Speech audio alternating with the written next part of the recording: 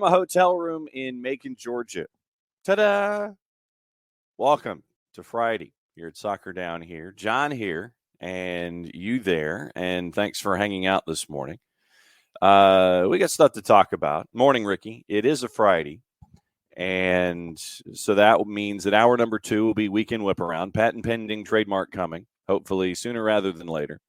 There will be copious amounts of caffeine that will be consumed during this show.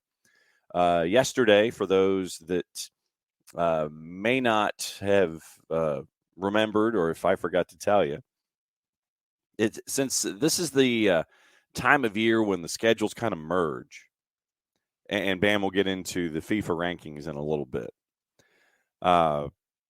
Living off of calendars and things like this.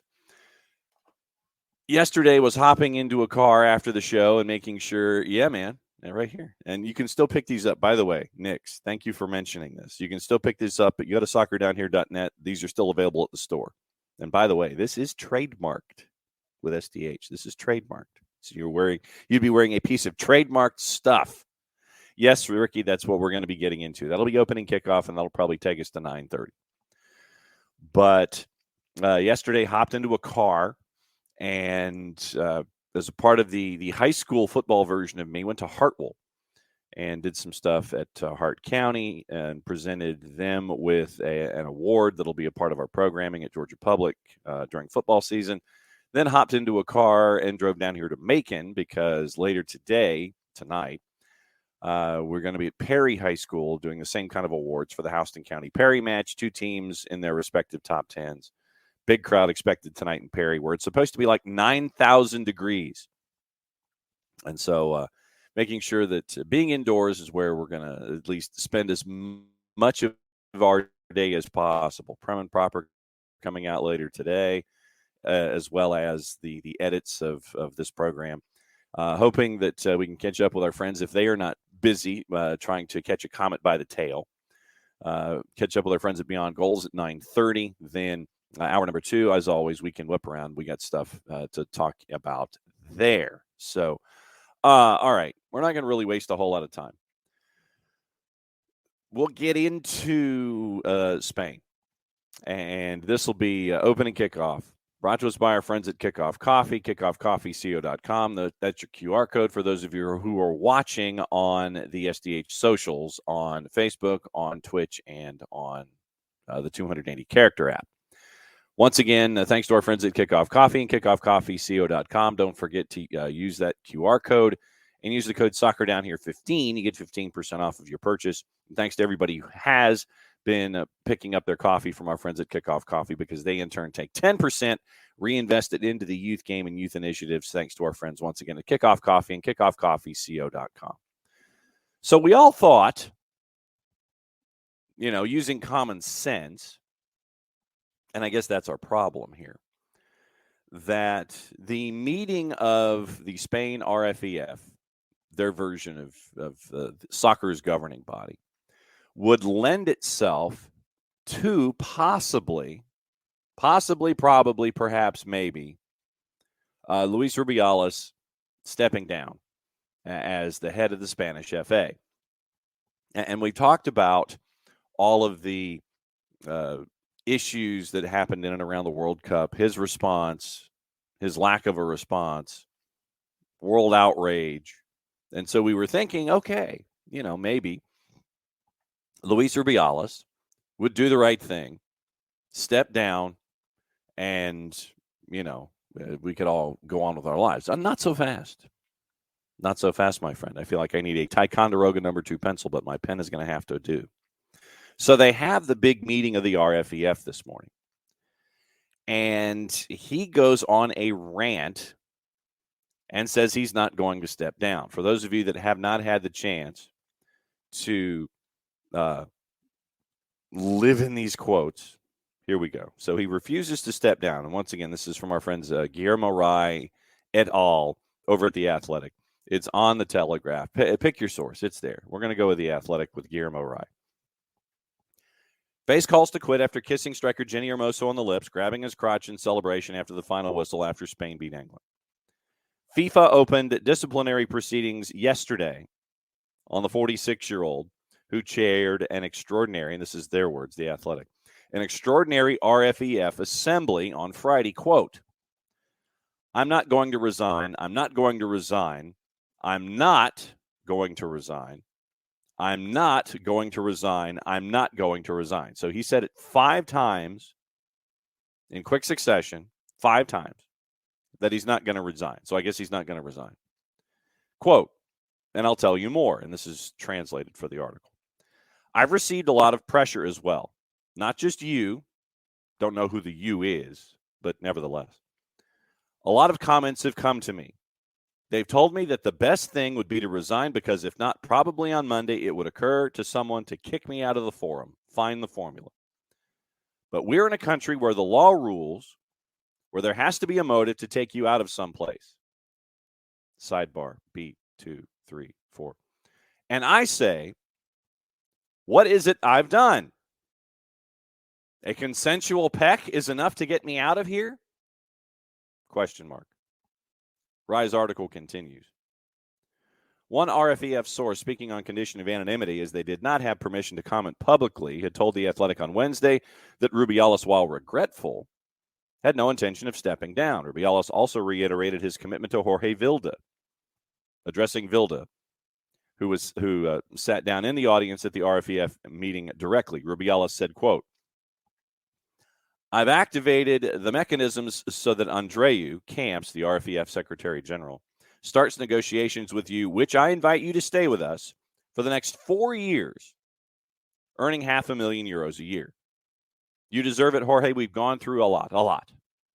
I've always said you were one of the best managers in the world in women's football. Sincerely, I tell you, you're the best, end quote.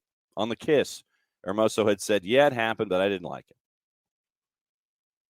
Rubiales continues. The kiss, the peck. I want to give my explanation too. Of course, whoever sees the video in front of millions of people on television, in front of my family, in front of my daughters, the desire I had with that kiss is the same as the one I would give to one of my daughters. Have you seen the video? Sorry, that was sidebar number 2. Sidebar number 2. Have you seen the video? Therefore, there is no desire, as the media sells it by paying respect to Mr. Tebas, Javier Tebas, La Liga president, as false feminism. False feminism. Sidebar number 3. Sorry. Sidebar number 3. False feminism. We return. It was spontaneous, mutual, and consensual. It was consensual. I have a great relationship with all the players, and we've experienced very affectionate moments in this camp. In the moment that Jenny appeared, she lifted me off the ground, and in dropping me, we hugged, and I said to her, quote, forget about the penalty. You've been fantastic in this World Cup. And she told me, you're a crack. I said, a little peck, and it happened. From there, we went on to the player's silence and a statement that I don't quite understand. A social assassination is being carried out. They are trying to kill me. As a Spaniard, we have to reflect on where we're going. For the last 5 years, I have suffered persecution. I said it when I arrived here. Some powerful people are going to be annoyed that I'm here. I'm talking to my 3 daughters. False feminism doesn't seek justice. It doesn't care about people. They are preparing an execution to put on a medal, but that's not the way forward. Rubiales was given a standing O from much of the room, which included his family. He pointed out his daughters and father, Vilda and the coaching staff, the rest of the assembly members, Spain's men's head coach, Luis de la Fuente, and the media. Alexia Putellas was among those who were critical of Rubiales' speech at the RFEF assembly, tweeting, quote, this is unacceptable. It's over with you, partner. David De Gea posted, quote, my ears are bleeding. Iker Casillas wrote, it was a total embarrassment.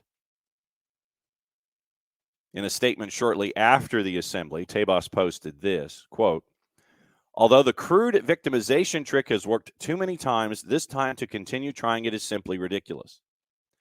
It is simply impossible to attribute his misogynistic and despicable behavior to any absurd conspiracy when the reputational damage for all of Spanish football is inevitable.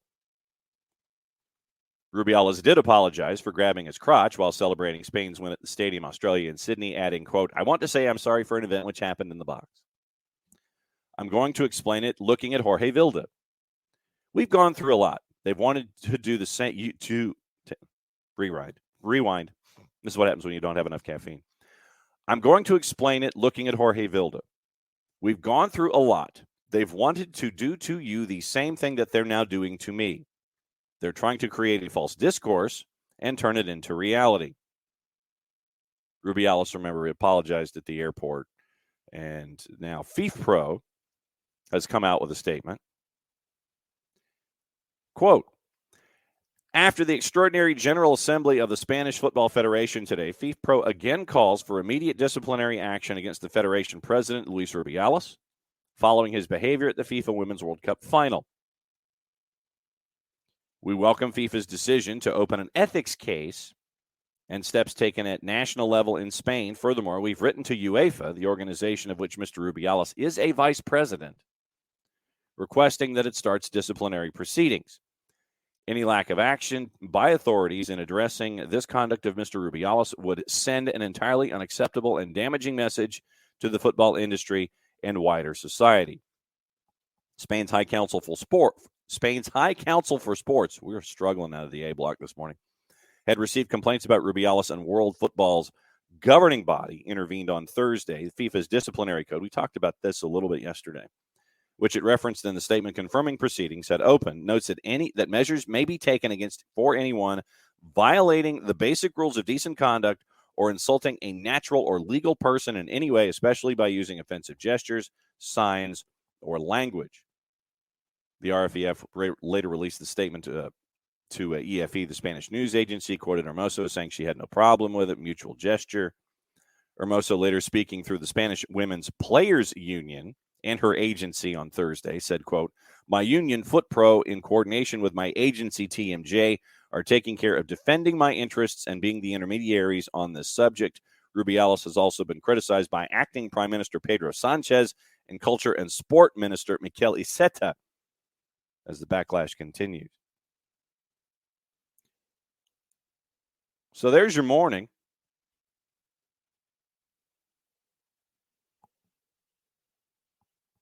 How about that idea from Infantino? Just tell us what doors to push open. You have the power. You can push whatever doors open you want.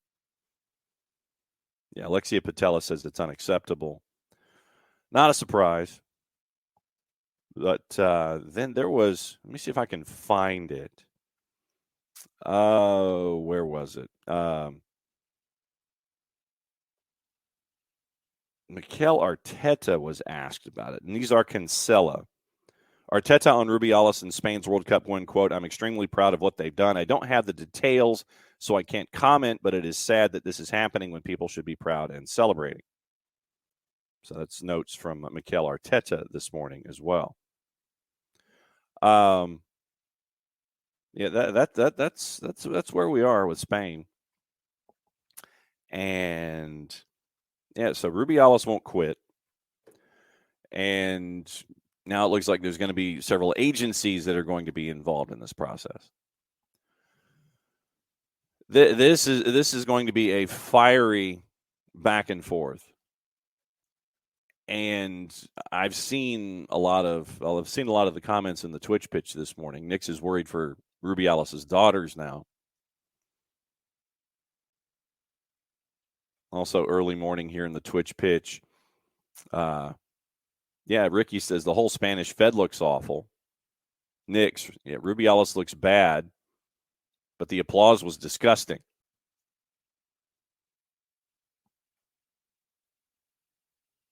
Nix, creeps are going to be creeps, but if they're not called out, then that's more disturbing to him. Rich, yes.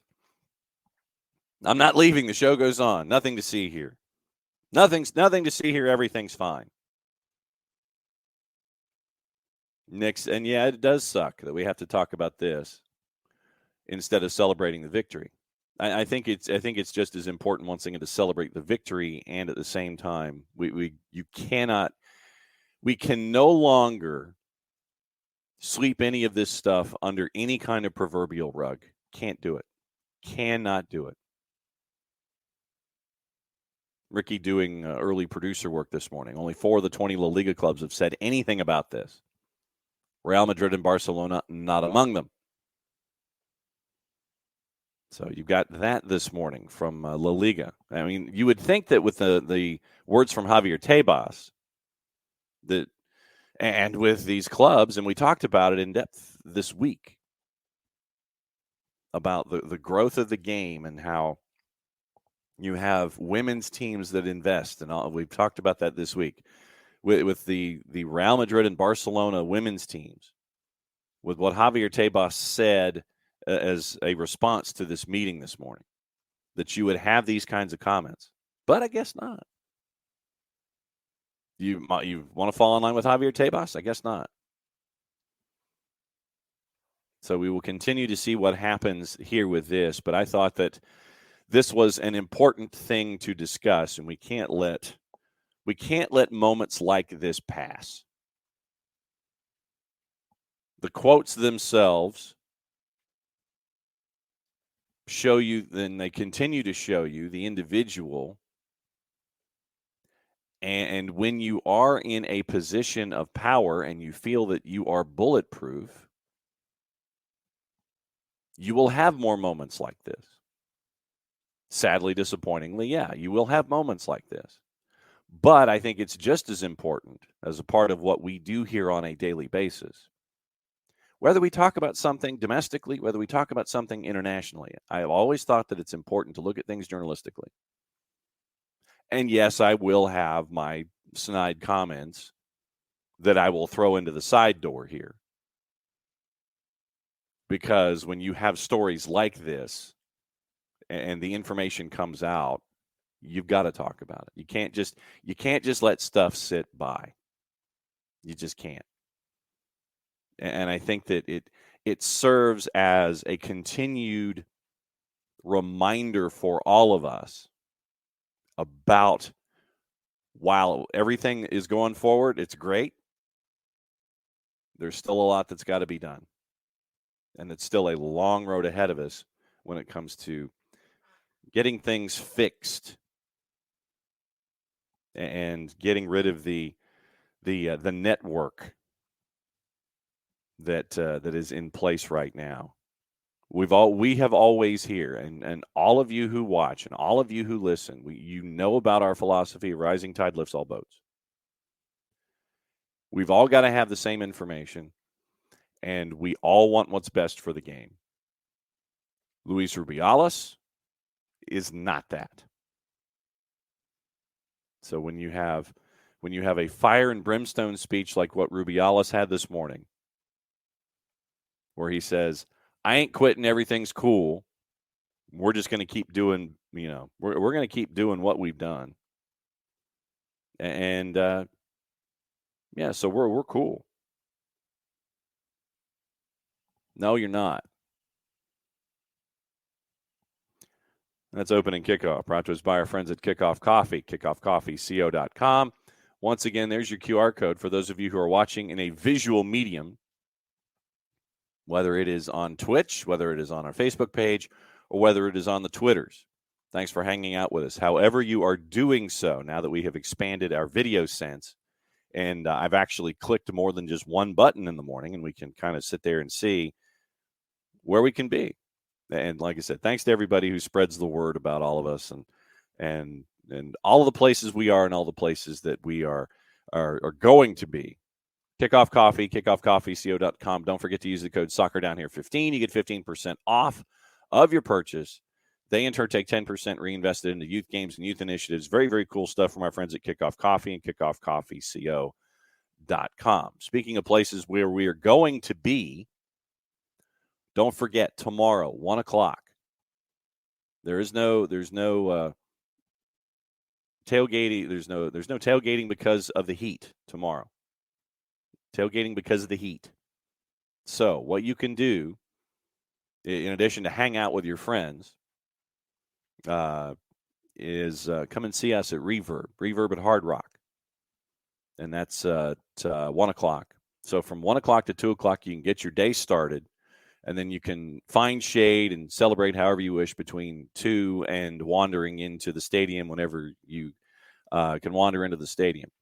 So it'll be me, it'll be Jason, it'll be you, and we're trying to get some folks there to kind of crowd the lobby, make it an experience, because apparently, from what I understand, the Atlanta Auburn Club is going to be in attendance at the game itself, at the match, and UGA's club is going to be there as well. So the Atlanta Bulldog Club and the Atlanta Auburn Club are both going to be there. South's oldest rivalry when it comes to college football. They're going to have folks there. And I think what they're going to try to do is have some kind of a match race to figure out how many of whichever side can be there at Reverb and sit there and yell at the other for a full hour. So that's our goal, is to have as many folks yelling for a full hour at each other as possible when it comes to college football. But we'll be talking soccer at Reverb by Hard Rock. It is our kickoff show, brought to us by our friends at Kaiser Permanente. Kaiser Permanente, thrive. Very, very cool stuff from them. Sponsors for us all across the board when it comes to all the stuff that we do in the world of soccer, regardless of level, whether it's the twos, whether it's high school, it's across the board, all these kinds of things. And so 1 o'clock tomorrow at Reverb by Hard Rock. Be there. You can hang out. You can do stuff. Those are official terms. Hang out and do stuff. We'll get into Tom, and we will get into Everton. We'll get into Everton in hour number 2, getting everybody ready for weekend. We also remember, like I said, we got Prem and Proper coming up as another show posted later today. And Niall, yes, that was part of what we're going to be talking about also in hour number 2. That Thiago Almada, Sven Mislintat, their sporting director, came out publicly and said that Ajax is apparently, allegedly, possibly, probably interested in Thiago Almada. And so we'll go into that as well when it comes to all of that. John went on mute. What? There's no such thing.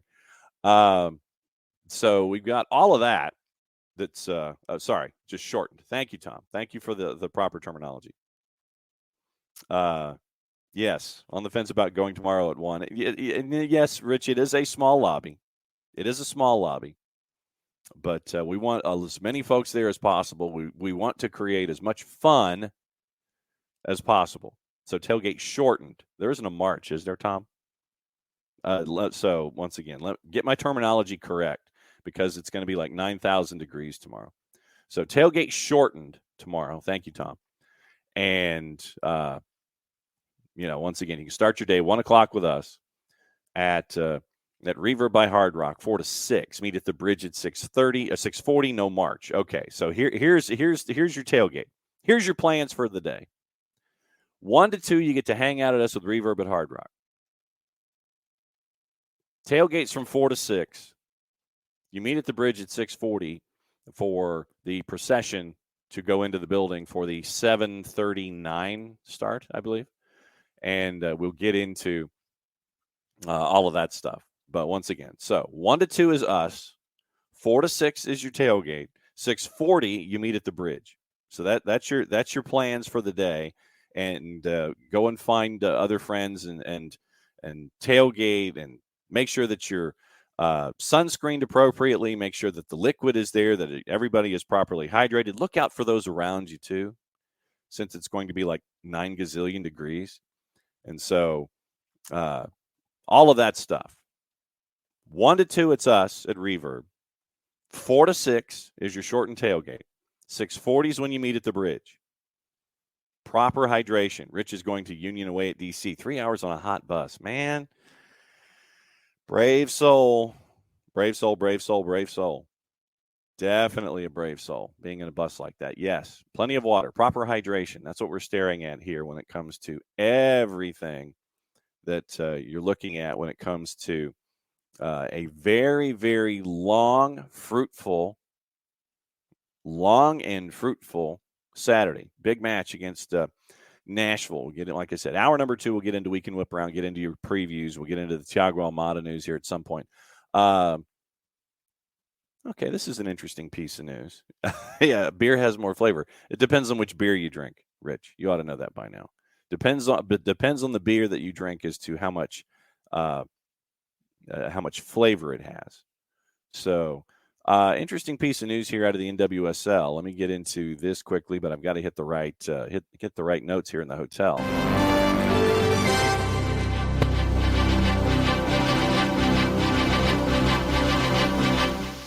Ownership news out of North Carolina Courage. Ange Jabeur is now a part of the ownership group in the North Carolina Courage. Wimbledon and U.S. Open finalist Ange Jabeur is investing in the Courage. Former world number 2 becomes the second professional women's star to join the ownership roster. Approved by the NWSL, announced jointly by the club and by Jabeur's team, joining Naomi Osaka, who joined the club in 2021. Joining on the heels of a successful substantial equity raise by the Courage earlier this year, continuing the momentum. This is the club's release. Continuing the momentum behind the club, NWSL, and women's sports overall.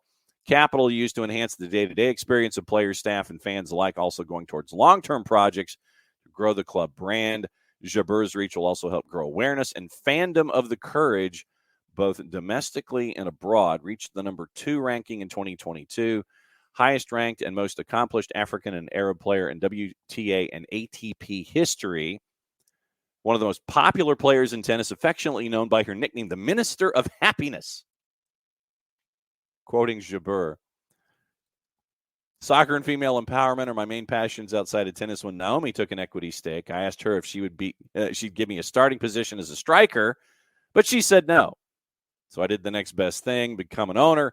Courage are the perfect club for me in terms of shared values and ambitions, both on and off the field. So Ange Jabeur is now joining the North Carolina Courage when it comes to ownership type stuff. And yeah, Nix, I want to get into that too.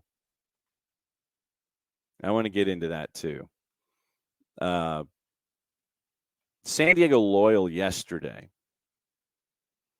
announced that after this season, they're done. And it's on their social media. And it was about a 3.5-minute statement. Trevor James also, I think, is being booted upstairs at Detroit City to become sporting director. But yesterday it was announced, without a viable stadium solution, San Diego Loyal will play their final USL championship season in 2023. They will transition the franchise rights, the league. USL is the entity. They're transitioning the franchise rights held by San Diego Loyal after a viable near and long-term solution in the market did not materialize. They've announced that the 2023 season will be their last. Andrew Vasiliadis had the 3.5-minute statement on social media, and said, he was fighting back tears. He and supporting owner Landon Donovan won the championship back in 2020, played their home matches at Torero, and working from there. But yeah, sad news out of San Diego, discussing San Diego Loyal. And we can get into that with this gentleman who has sprinted into his office to get ready for everything. And let me say he's in his office. I'm in a hotel. So we're like 2 for 2 today. We are sprinting around all over the place. All right, let me get the proper open here, and we can let things rock and roll, and we can discuss anything that's on this man's mind, as we always like to do when he's here on a Friday.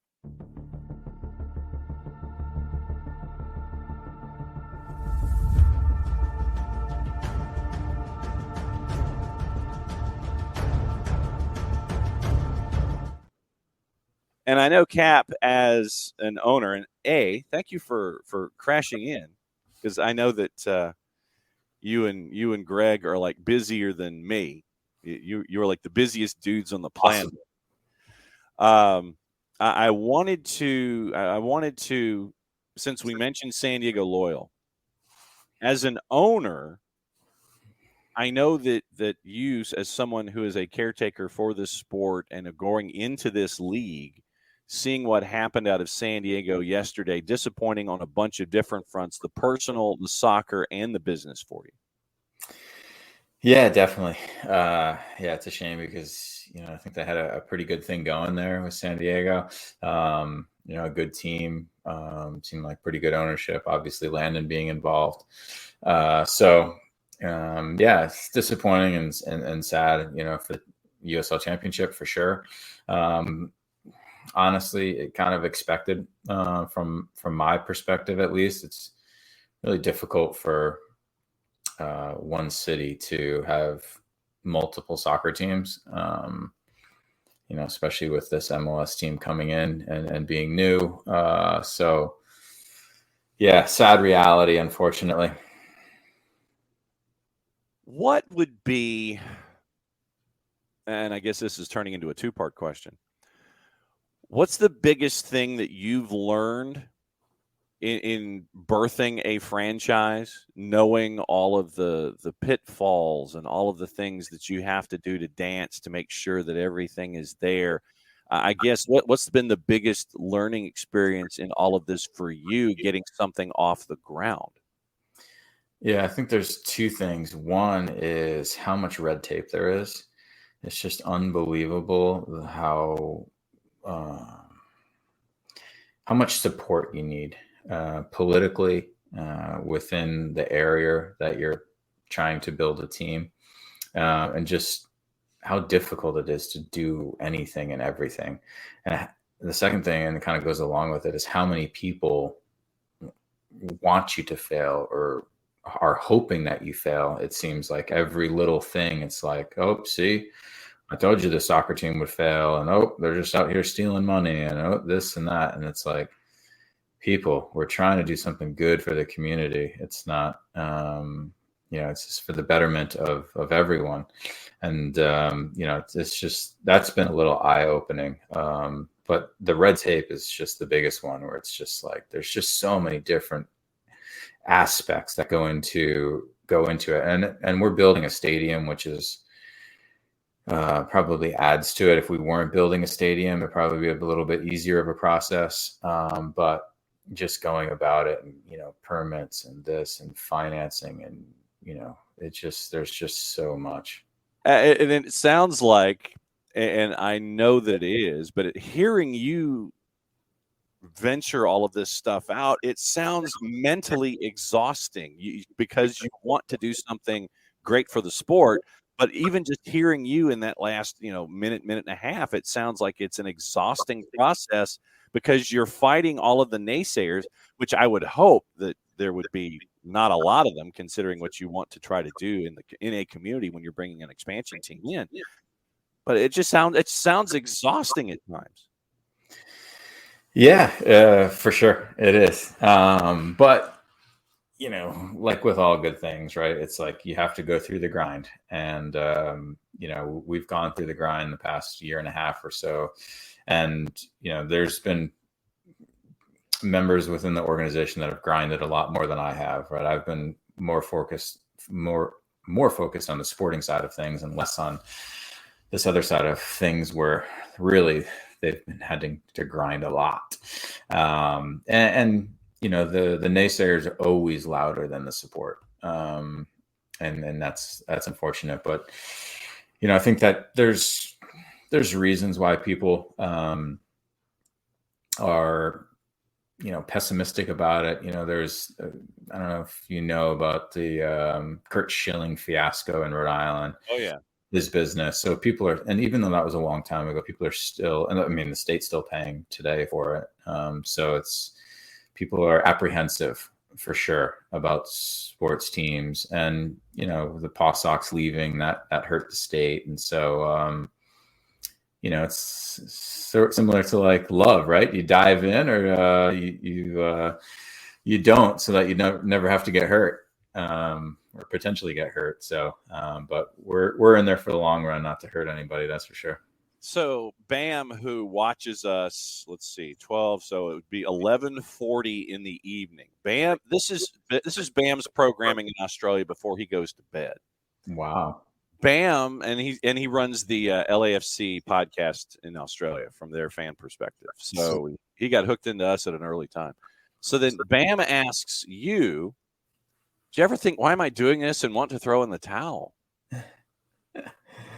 Um, You ever bang your head against the wall, sitting there going, "What have I gotten myself into?"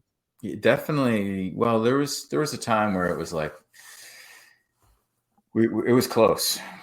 It was close. I never did I want to throw in the towel, but there was a point where I was like, we're going to be forced to throw in the towel. It was really close for a little bit there, where we needed a big vote to go our way politically, and it was like an 8-7 or 7-6 vote or something like that. So it was tight. That was the time where I was like, I'm not sure this is actually going to happen. But I don't think anybody within the organization was ever, let's just throw in the towel. It's too tough. Because I think we know that how awesome it's going to be when it is there. Yeah. And so to update folks on the levels of awesomeness, where do things stand right now? I know that you've got a home. For those that may not remember, you've got a home for your first season, but where do things currently stand? Yeah, so we'll be playing at Bryant University, which is a local D1 school in Rhode Island for year one, using their facilities. Our stadium will be ready for 2025. So year two will be in our stadium. It's 10,000 seater right on the water in Pawtucket, Rhode Island. So it'll be really nice. It'll be one of the better venues in USL Championship. And just a really nice home. So yeah, that'll be ready for 25. Okay. And obviously, when things do start and when they do open, you know that we're going to have to come up and do shows. Obviously. Let me turn this into the mentoring part of everything.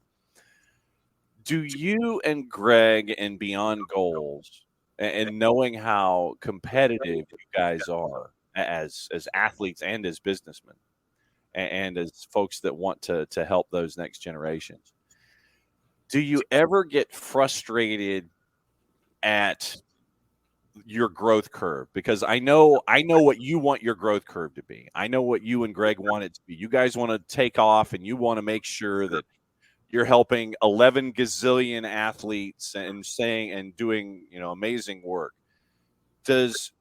Has the growth curve ever frustrated you? Has the growth ever frustrated you guys, knowing that you want to do more, but for whatever reason, things are slower than you would have anticipated?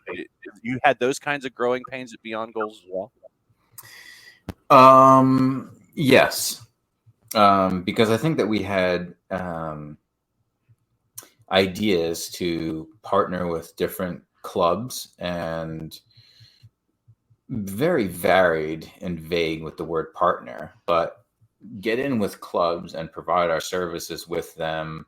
Whether that, not really exclusively, because we don't want to do that. But, at the very minimum, have them at least let their families know kind of who we are, what we do, and that we're here to help. But clubs are not willing to do that at all. We haven't had I don't think we've had a single club that's been wanting or willing to partner with us, use our services, or anything like that.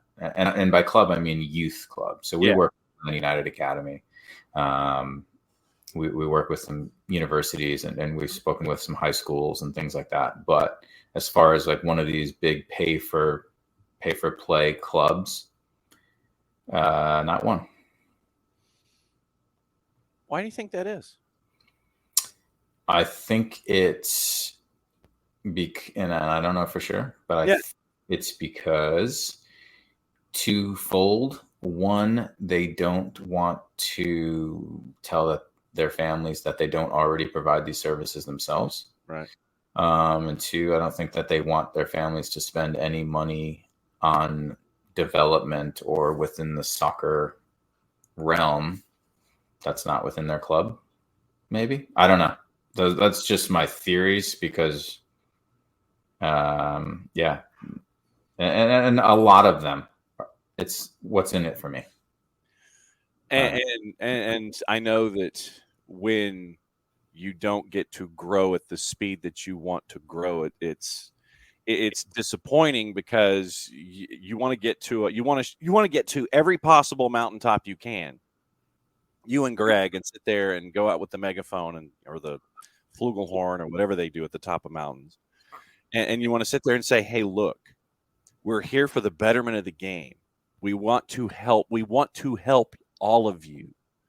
And I wanted to kind of ask that this morning, is kind of sit there once again, to sit there and go on to this mountaintop and sit there and go, look, you have this resource here that's available to you, and look at it as this resource. And it was a question that popped into my head because of what you and Greg are trying to do. And I know that you guys, you want to have like 11 billion clubs, right, under your dossier. So we're helping all of these folks. We're helping all of these folks. And what else can be done to convince folks that you're trying to do what's best for the sport, what's best for their athlete, what's best for the student athlete? What else can we do to help sit there and trumpet what you guys are trying to do? Yeah, I don't know. It's a good question. Because there's just so many politics involved, I guess. Because it dumbfounds me that a club wouldn't be willing to say, hey, to all their athletes, right? Hey, here's a service that's available. These guys, here's their background, what they do.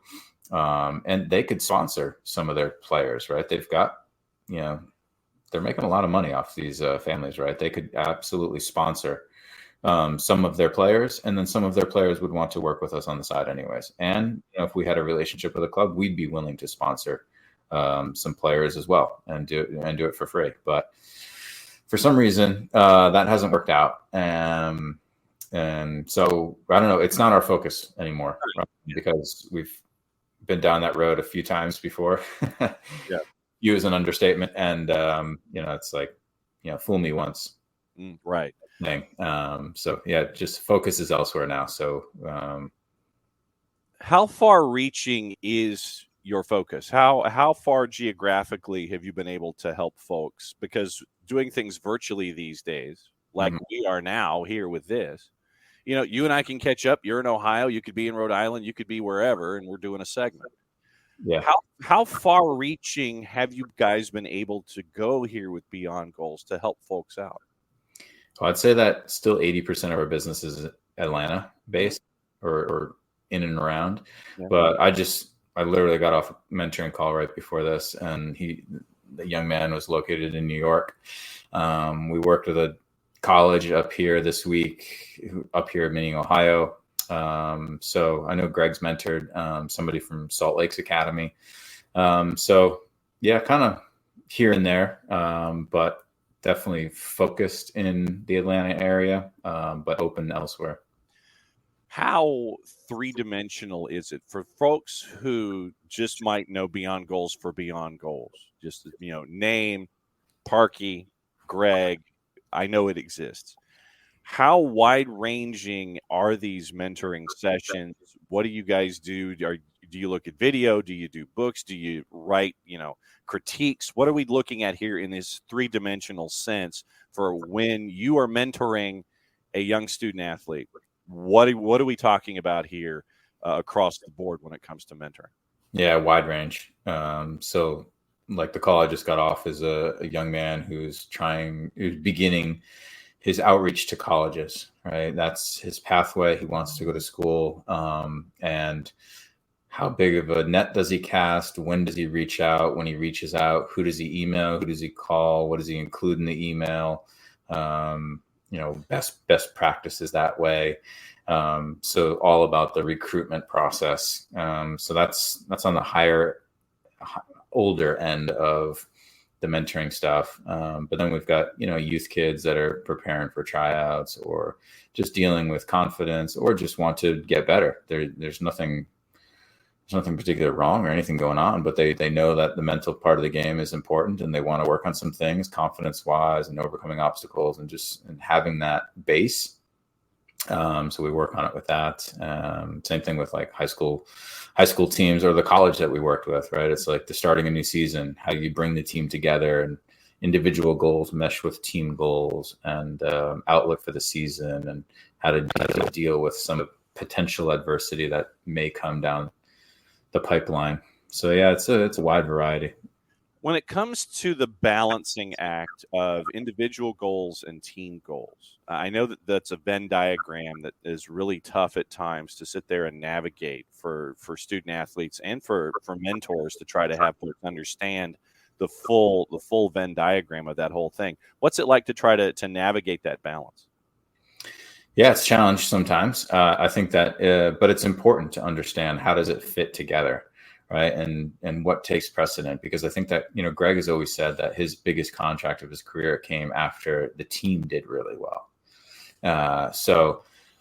And that's true for a lot of players, right? And right, it's always easier to stick out and to feel valued when you're part of a team that's winning, right? So I think that's important to understand that. And sometimes the individual goal either gets sacrificed or gets put on the back burner for a short amount of time to focus on the team goal, because the team goal is important, right? And I think that when you're, as an individual, setting up these goals, it's how do I set up these goals in a way that I can help my team achieve their goals as well. So I think it's hand in hand, but I think those individuals or goals are important, because the more individuals within a team that are taking steps towards reaching these goals, and we always talk about, like, you don't want to just have an end goal for like that's 10 months away, because it's too far.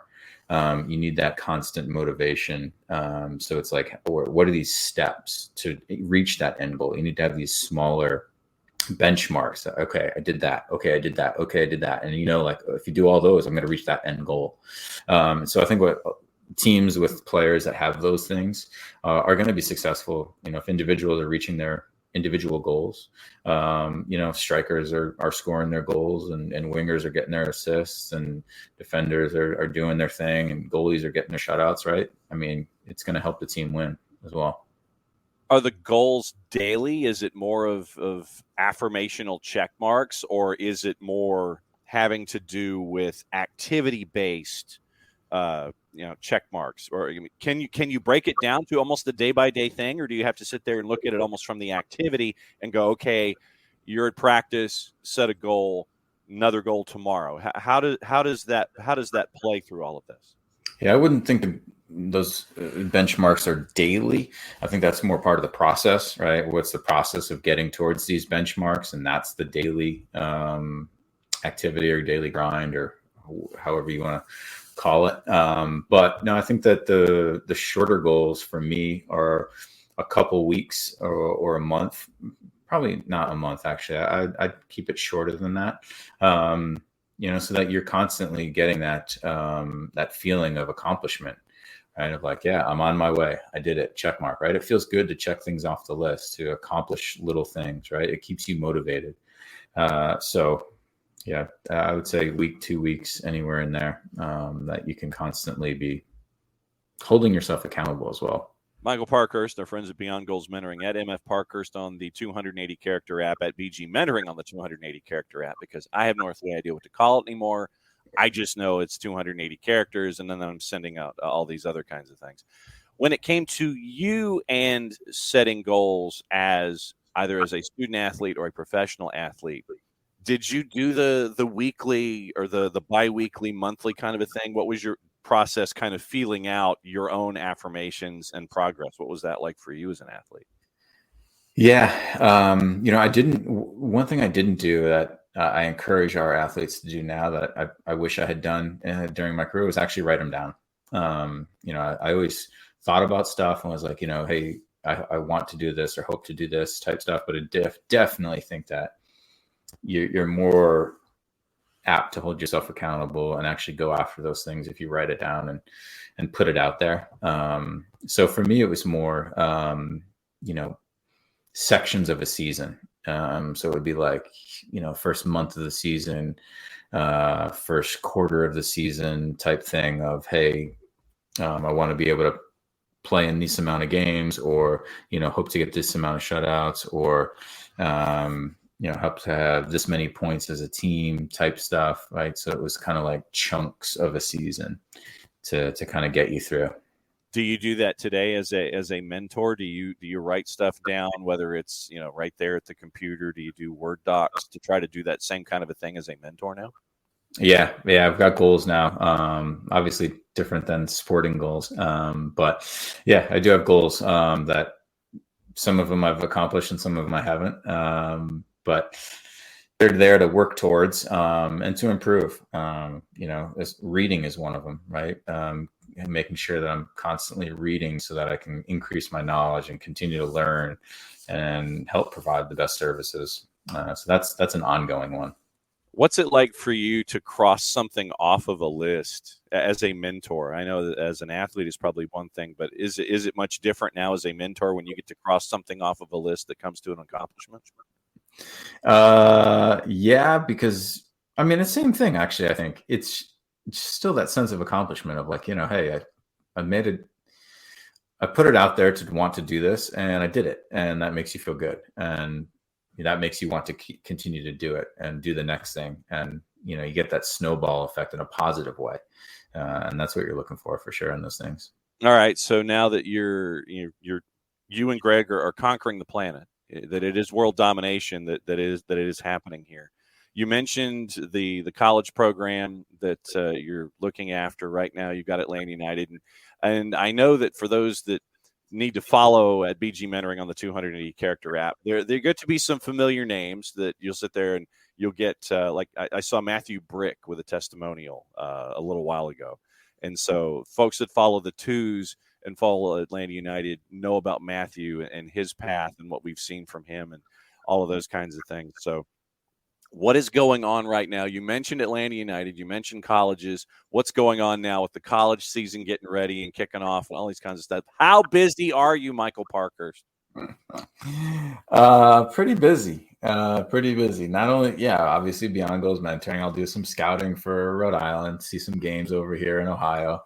Coming down to Atlanta next week, John. The Academy's got their dinner to kick off the season. They do it at Mercedes-Benz. It's a formal attire, so the kids all get dressed up. So come down there for that.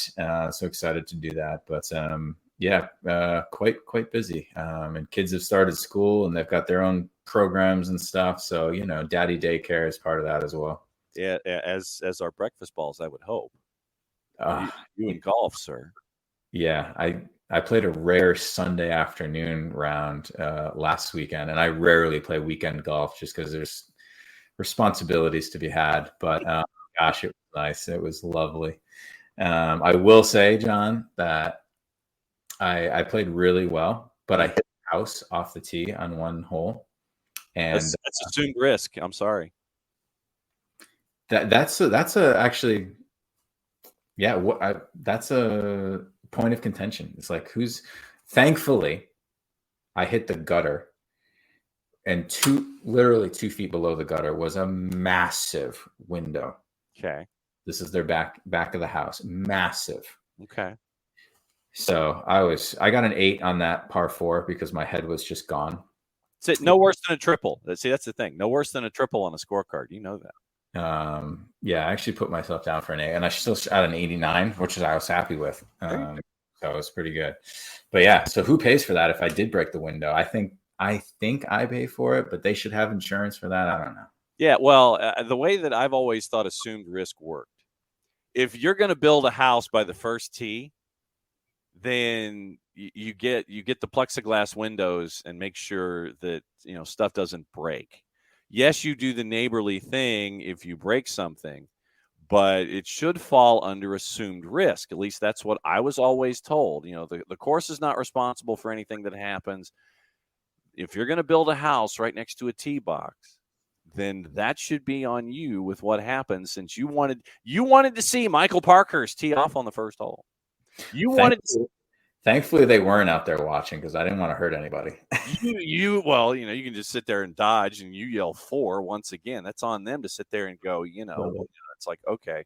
But the neighborly thing is, yes, to help take care of expenses. But once again, it's assumed risk. That, as someone who's wayward tee shots are a part of this also. I understand. I know where you, sir, are coming from when all these things happen. Big win for Atlanta United on the road in Seattle. And now they come home for a big game against Nashville in a very, very crowded NFC East. Sorry, Eastern Conference. What's it like? You get a big win on the road. That's obviously got to fuel things for this sprint for United. Totally. It's a huge win, but that's the challenge, right? Stay hungry. How do you stay hungry? How do you stay motivated? Because you need to build on top of these wins, not feel accomplished from them. And that's where they are. And yeah, this is a big one. Nashville are tough to play against, as we've seen lately. So that'll be a tough one. No doubt about it. All right.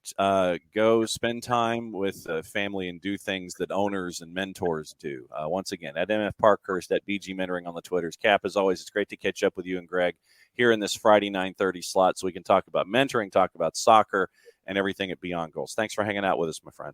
Likewise, John. Have a great weekend. All right. That is Michael Parkhurst. And Michael is going to be doing like mentoring things and daddy things and golf things and all of that. All right, hour number 2. Let me cut a promo here. Once it comes to our friends at Beyond the Goals Mentoring, it's always great to catch up with them. Let me find my music. And okay, so I've got to get rid of that because we stopped doing the breaking news. Although Wicks Family Field at Joe Davis Stadium has been nominated for a 2023 Sports Travel Award for Best or New Renovated Sports Venue. So congratulations to our friends up in Huntsville. Tampa Bay Rowdies mutually parted ways with Felix Schroeder. Joined in January from FK Zerv, a German attacker, and Tampa Bay reaching an agreement. 14 appearances in USL Championship and Open Cup game-winning goal for Tampa Bay's 2-0 win over the Miami FC on April 23rd. And the club would like to thank Schroeder for his contributions to the club this season. Wish him well in the future.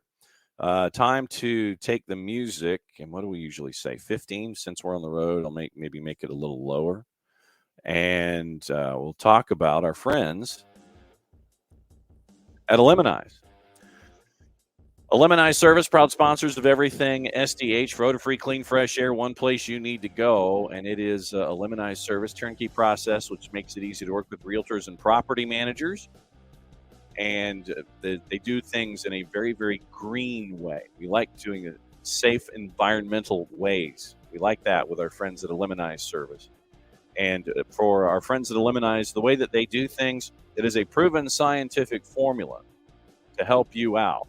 It is safer than those masking agents that you have either under the sink or above you in the cupboard, because when you reach either under the sink or above you in the cupboard and you reach for that masking agent, you spray the masking agent in the air. There's a reason they call it a masking agent, because they're just masking the odor. You're not attacking the problem like our friends at Eliminize Service do with their proven scientific formula. Pricing very, very easy, one of two ways. Either by the cubic foot or parts per million and come up with a price that is affordable for you to help you attack the issues that you have in your home or business as you are chasing after odor-free, clean, fresh air. One place you need to do it is with our friends at Eliminize Service. So how do you reach out to our friends at Eliminize Service, since the billboard that I traditionally have over my left shoulder is back in the studio in Atlanta and it is not here with me in the hotel room in Macon? Well, I will tell you. Go to the website, eliminize.com, but do us a favor. After the .com, go /Atlanta so they know what part of the world that you are addressing them from, so they can help you with your issues when it comes to tackling the desire for odor-free, clean, fresh air. So Eliminize Service, eliminize.com /Atlanta. So here's your full homework assignment, eliminize.com /Atlanta, eliminize.com /Atlanta. For odor-free, clean, fresh air. Eliminize Service, proud sponsors of everything SDH. 5 days a week, Monday through Friday, and when we do live weekend stuff, then too. So thanks to our friends at Eliminize for being great sponsors and friends here with us here at SDH. I know that there was stuff that we have posted. Morning, Alex. And so, Bam with a semantics question here in hour number 2. When do you say good morning? 12:01 or when you awaken? When you awaken.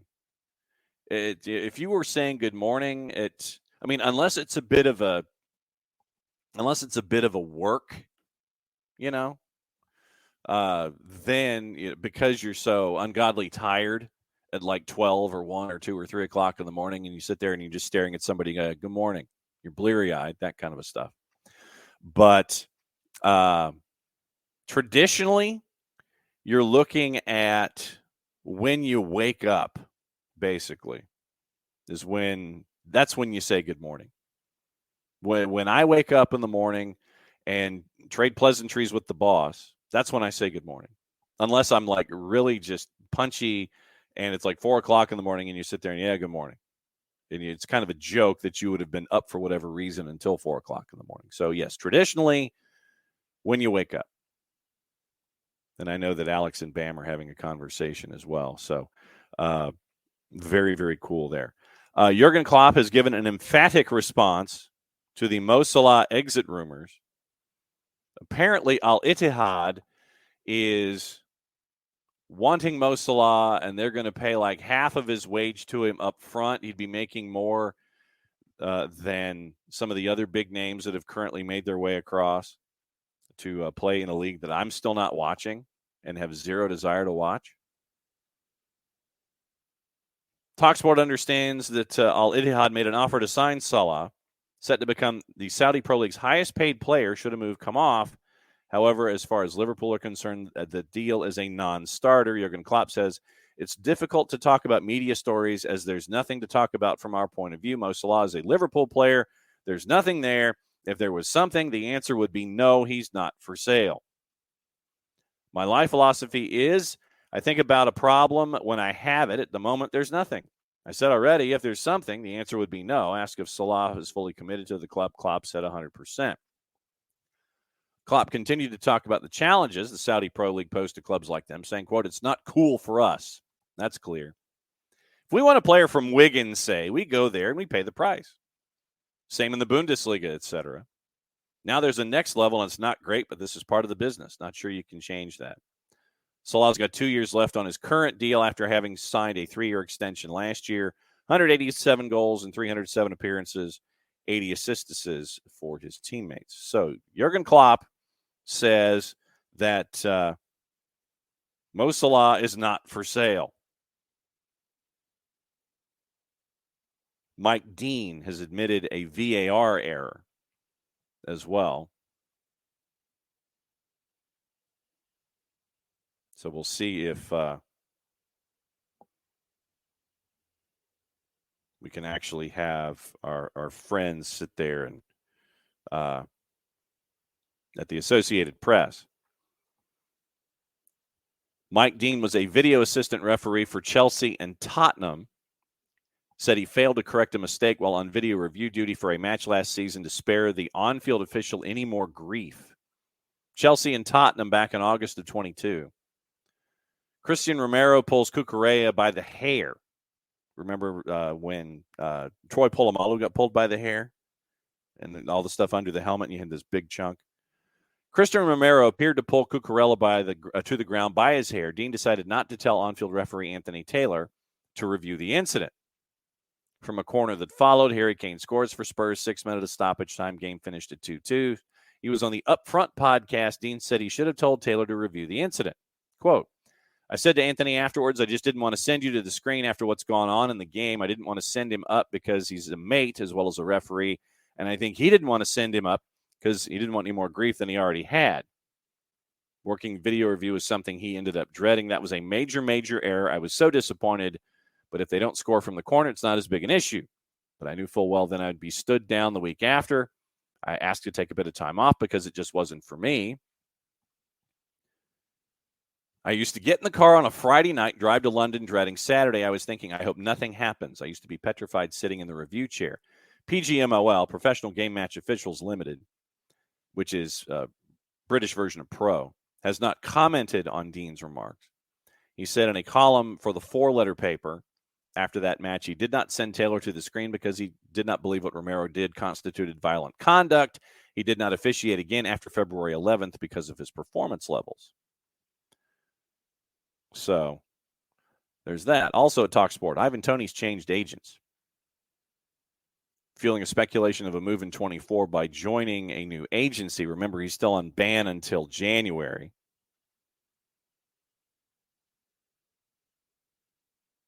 One Cap England Nationals linked up with CAA Stellar, the agency behind Gareth Bale and Jack Grealish's transfers. Executive Chairman Jonathan Barnett played a key role in Bale's then-record £85 million move from Spurs to Real Madrid in 2013. CAAB Stellar helped the Grealish transfer of £100 million from Villa to Man City. Commenting on his switch, Tony said, "It's very timely for me to be joining CAA Stellar." And then he continues. So my guess is that it will not be long for it will not be long for Ivan Toney to be associated with Brentford once he's back on, probably by the end of the suspension. Bam, I know, wanted to get into, yes, and Bam's saying that he's not for sales, like saying the manager is the full support of the board. Lioness boss Serena Wiegmann on the short list for Women's Coach of the Year. And Jorge Vilda and Barcelona's Jonathan Giralde are the other nominees. Sam Kerr on the players' short list with Bonmati and Olga Carmona. Sweden's top rankings for the first time ends the run of the United States. No real surprise. First time the U.S. have not been ranked as the world's best women's national team since June of 2017. U.S. are now third. Spain have climbed 4 places to second. Runners-up England remain in fourth. So see if all that makes any sense. So you've got all of that. Eric Ten Hag has confirmed that Rasmus Højlund took part in team training for the first time. Next week, we expect him to do full week with all the team training, so he's very near making the squad. Højlund's not available for Forest on Saturday. Could make his debut against Arsenal on September the 3rd. And so that gets us, 4th place Australia goes down to 11th, according to BAM. So, yes, rankings are what rankings are. No real surprise. The news on Thiago Almada. I know that some of you folks had looked at that. And from the Telegraph in the Netherlands,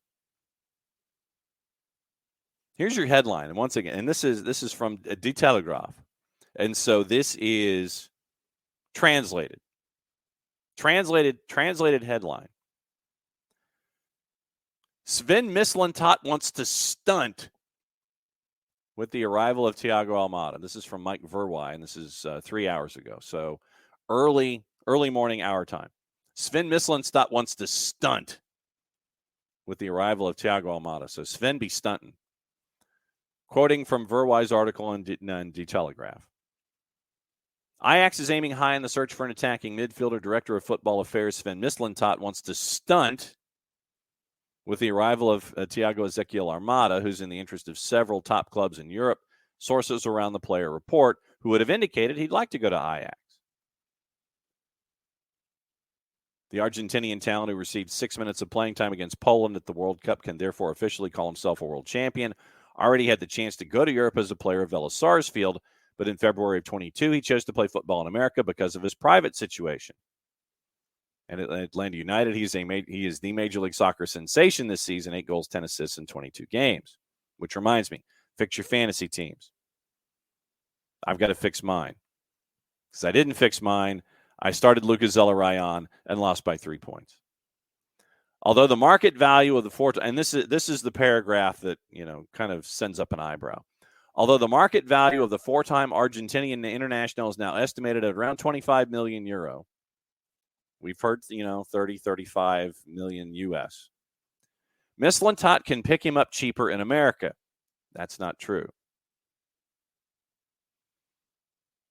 The German director of football affairs, who has only positive reports from the scouting and staff about Almada, would have black and white that the attacking midfielder, basically written down, black and white, would have black and white that the attacking midfielder should cost just over 15 million euro, excluding bonuses.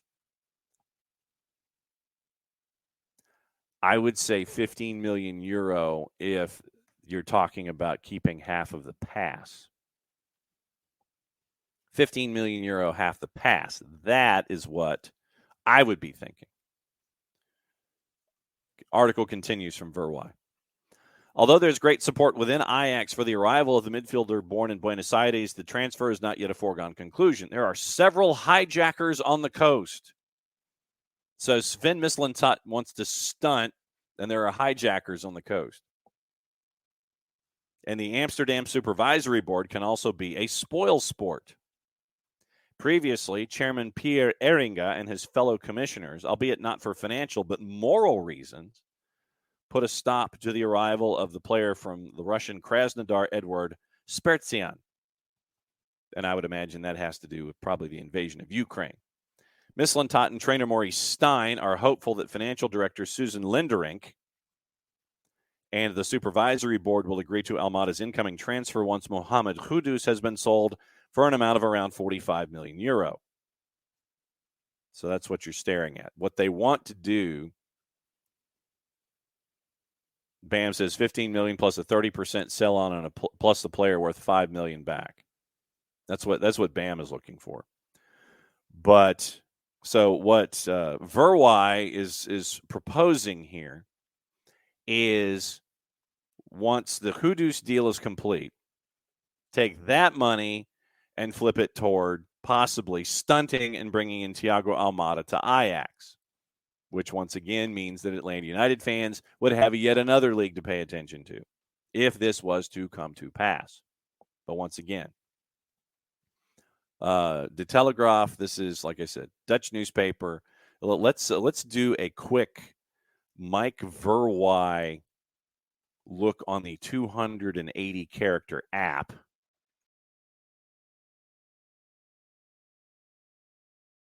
See 133,000 followers on the 280 character app from De Telegraaf. So that's what you're looking at here. So he is before you Google Translate at Mike Verwij as it is spelled straight up Verweij, Mike Verwij. He is a sportverslaggever for Telegraaf, Schrift over Ajax and Orange, and then he has an email for tips. So apparently a sportverslaggever is a sports reporter in Dutch. Did not know that. Schrift is writer of or Ajax and Orange. So 133,000 characters for Mike Verwij over at De Telegraaf with this article about stunting with the arrival of Thiago Almada to Ajax.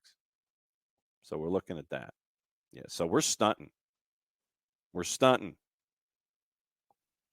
with the possibility of Thiago Almada and Ajax. So we got that this morning. Let's do, since we're in Europe, let's do gossip, rumor, and innuendo before we get into the weekend whip around. Patent pending, trademark coming sooner, hopefully, rather than later. And our friends at the BBC, who are always very, very good when it comes to the gossip, rumor, innuendo, and all of the news that is fit to print. Looking at the gossip this morning. Crystal Palace planning to gamble on Eden Hazard. Wow. Woo, okay. Crystal Palace planning to gamble on Belgian free agent Eden Hazard by handing him a 1-year deal. Wow, okay. Did not see that one coming. Brentford to put an £80 million price tag on Ivan Toney. Not a surprise. Arsenal, Spurs interested in signing the player in January once he served his 8-month ban. That's the timetable I was anticipating, because then you're getting close to a year left on the deal. You've got to get something for him. Max him out. Max him out. Hour number 2, we welcome in Jarrett Smith. Jarrett, what is up? John. Hello, John. I was just going over Sven Mislintat allegedly stunting for Thiago. Oh, God, we're doing this. Okay, well, silly season never really ends, does it? No, it doesn't. Jesus. Yeah, man, like, I especially like the part of the article where his value's at 25, but we think we can get him for 15. Look, if you're getting him for 15, that better be worth a 50% sell on. Yeah, well, we talked about this before with the Spain thing. Yep. Where it was like the small club in Spain, Mm-hmm. where it was like, look, if you're going to try and pay 15 for him, you're getting a fraction Uh-huh. of his pass, and you don't get to have him until the MLS season is over. That's where I'm Correct. beginning the negotiations, and we ain't settled on 15. You can start at 15. That ain't where we're going to end. Yep. Tommy Scoops. So, yeah.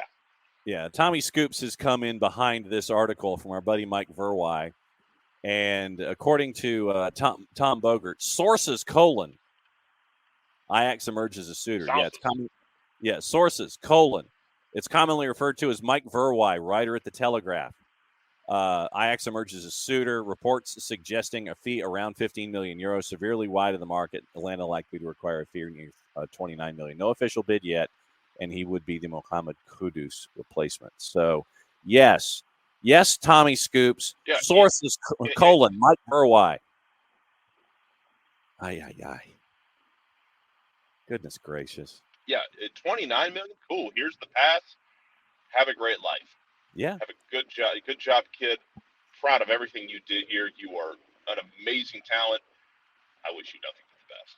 But Correct. especially if he's going to a place like Ajax, Mm-hmm.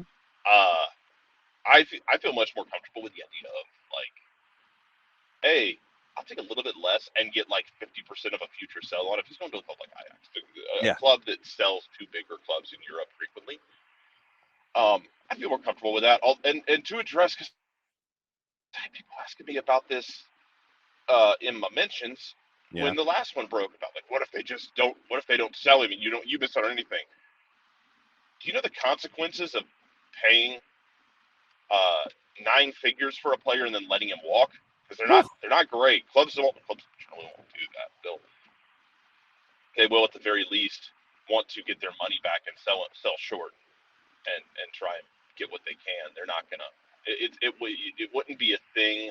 First of all, it wouldn't be a thing where a club's just let him walk. Second of all, and I know that this was a thing because of the Barco move.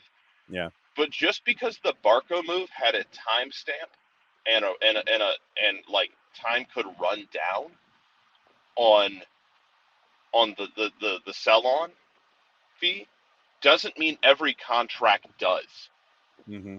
Just because one apple you pull off the tree has a worm in it does not mean that all of them do. Yes. Just because one contract said, well, that sell on is only good for 3 years doesn't mean that all of them do. Contracts are cool because they can be customized. Mm-hmm. So, yeah. That is correct. And there's also talk that Barco might be moving, and Atlanta United would also. Wait, which Barco? No, not the original boat. Oh, I say Blanco Rojo is falling out of Bogan. Yeah. Oh yeah, oh yeah. Barco was linked to Feyenoord, I think. Yeah. Because Jesus Christ, and some of y'all who have been here since like the original sickos of SDH, sickos of Atlanta United from back in the yonder years. Can you imagine Ezequiel Barco in a country with a red light district? Mm-hmm.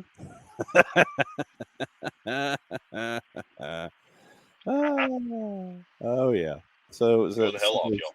There's that. All right, since you're here, we got plenty of overseas gossip, but since you're here, we'll go ahead and get into it. Patent pending, trademark coming sooner, hopefully rather than later. We'll save Atlanta and Nashville to the end. Lucas Panzica, by the way, will be joining us Monday morning, batting leadoff to break down what happens on the weekend. Reminder, 1 o'clock at Reverb. It's our official kickoff, 1 to 2. We will be there. You should be too, to start your proper hydration and staying out of the sun. It will be me and the child this weekend, so I will not be. Well, harumph on you. But well, I mean, unless you want a 6-year-old running around the press box, it's not happening. But no, we'll save 7:39 kick with Atlanta and Nashville for last. 7:30 also Montreal and the Revs. Montreal at a plus 122. Your draws are plus 267, and the Revs are a plus 206. Montreal. Not a hard one. Also at Nice. 7:39, Charlotte and Yeah. LAFC. So Willie P and Jess have LAFC coming to town. Charlotte at a plus 196. Your draws at a plus 257, and LAFC traveling after a midweek game where they blew out Colorado. Of course, who doesn't? LAFC's at a plus 129. I'm not thinking too hard on this one either. We could draw, honestly. Mm-hmm. Like that's going to be tricky. Yep. Just because, yeah, it's midweek, it's travel.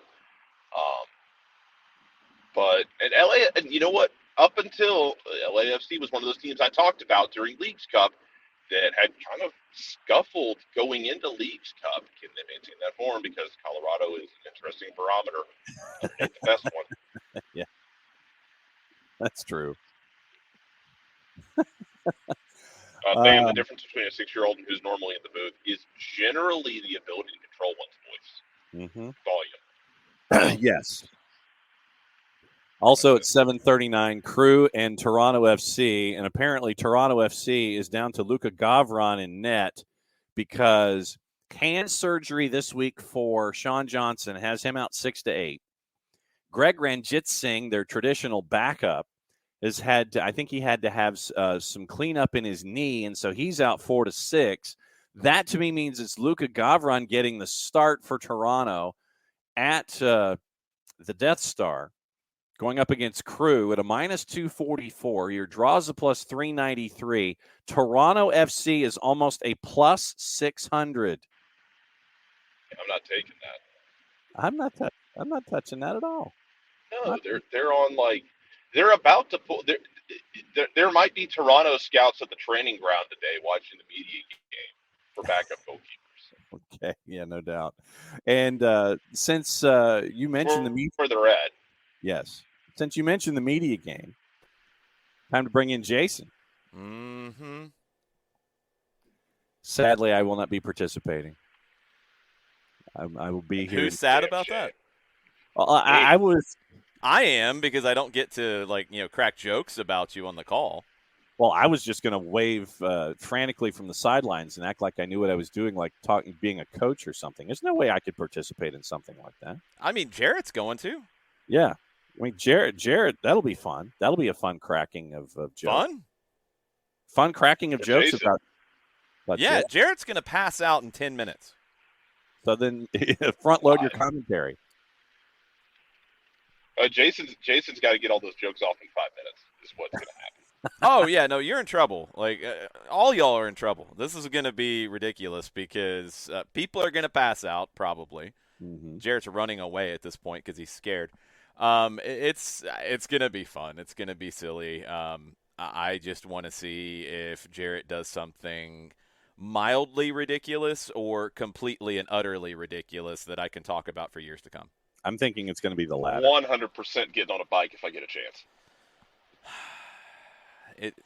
Y'all ever seen a water bird get on a? Y'all ever imagine for a second like a heron or a stork trying a bicycle kick? That's kind of what it's going to look like. All right, I'm going to let them know they need to request another ambulance if you're going to do that. Yes, that is true. Good grief. Absolutely true. Getting on the Joseph Samuel Sidewinder finish from the first ever Twos game. Well, then you just break a hip instead of your neck, so that's better, I guess. True. Let's go back, Jason, before we go forward and talk about Nashville. Let's go back to the big win this past weekend in Seattle. Got to see some of the new faces.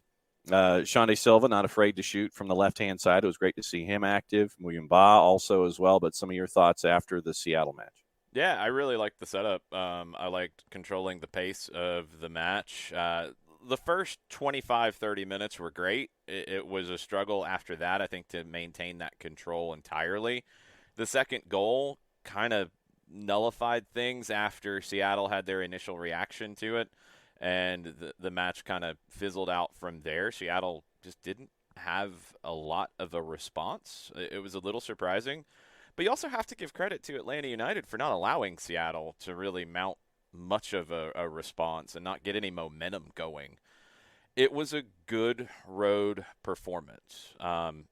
Wasn't perfect, but it was very good. And the start was what impressed me the most. I love to see this team with the patience on the ball to work Seattle into bad spots, get them frustrated, get them chasing, and then play through them and open things up. And Sean Silva had a really good start. I think he's still building his fitness and getting his sharpness back in place.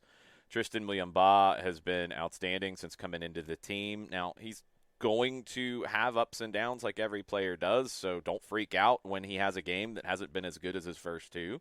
But he's been great in a midfield pair with Mateus Hosechu. Those two just complement one another so well. And then Edwin Mosquera was really good as well, providing a threat on the right side. I thought it was hard to find anybody who didn't play well in this match. The substitutions from the bench contributed as well. I thought Tyler Wolff was perfect for what the game needed at that point. And you get that win, which is a great win. It's a great 90 minutes. It's a great result, but it has to be the start of a run. Because now you're at home and you got two tough opponents coming in. Nashville, who is going to try to bounce back after Leagues Cup, blowing a 2-0 lead, or blowing a 1-0 lead, sorry. That game was so insane. I can't even remember what the flurries were in that one. Miami games lately have been just absurd with all the back and forth and everything happening. Nashville is going to be disappointed about not winning Leagues Cup, and Cincinnati is the one who's got to deal with the more recent issues with Miami and blowing a 2-0 lead. Both of them are good opponents, but both of them are beatable at home. And Atlanta United needs to get at least one win out of these two games. And I think two are very possible. It's not going to be easy because Cincinnati's been the best team in the league this year, although over the past, month, 6 weeks? Yeah, they have. And they've got to show that they can win big games when it counts. And now they've got to show that they can bounce back. They play this weekend against NYC.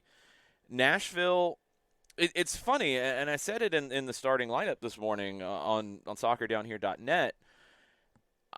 I think with Nashville and Atlanta, they're both on the same number of points. But if you would ask people in terms of how they feel about the two seasons, you would get wildly different responses about who's good and who's not good. And that makes no sense. Yeah. And that's something that really has to – I don't know what the cause is. I don't know what the fix is. I don't know. But they're on the same number of points. That's real.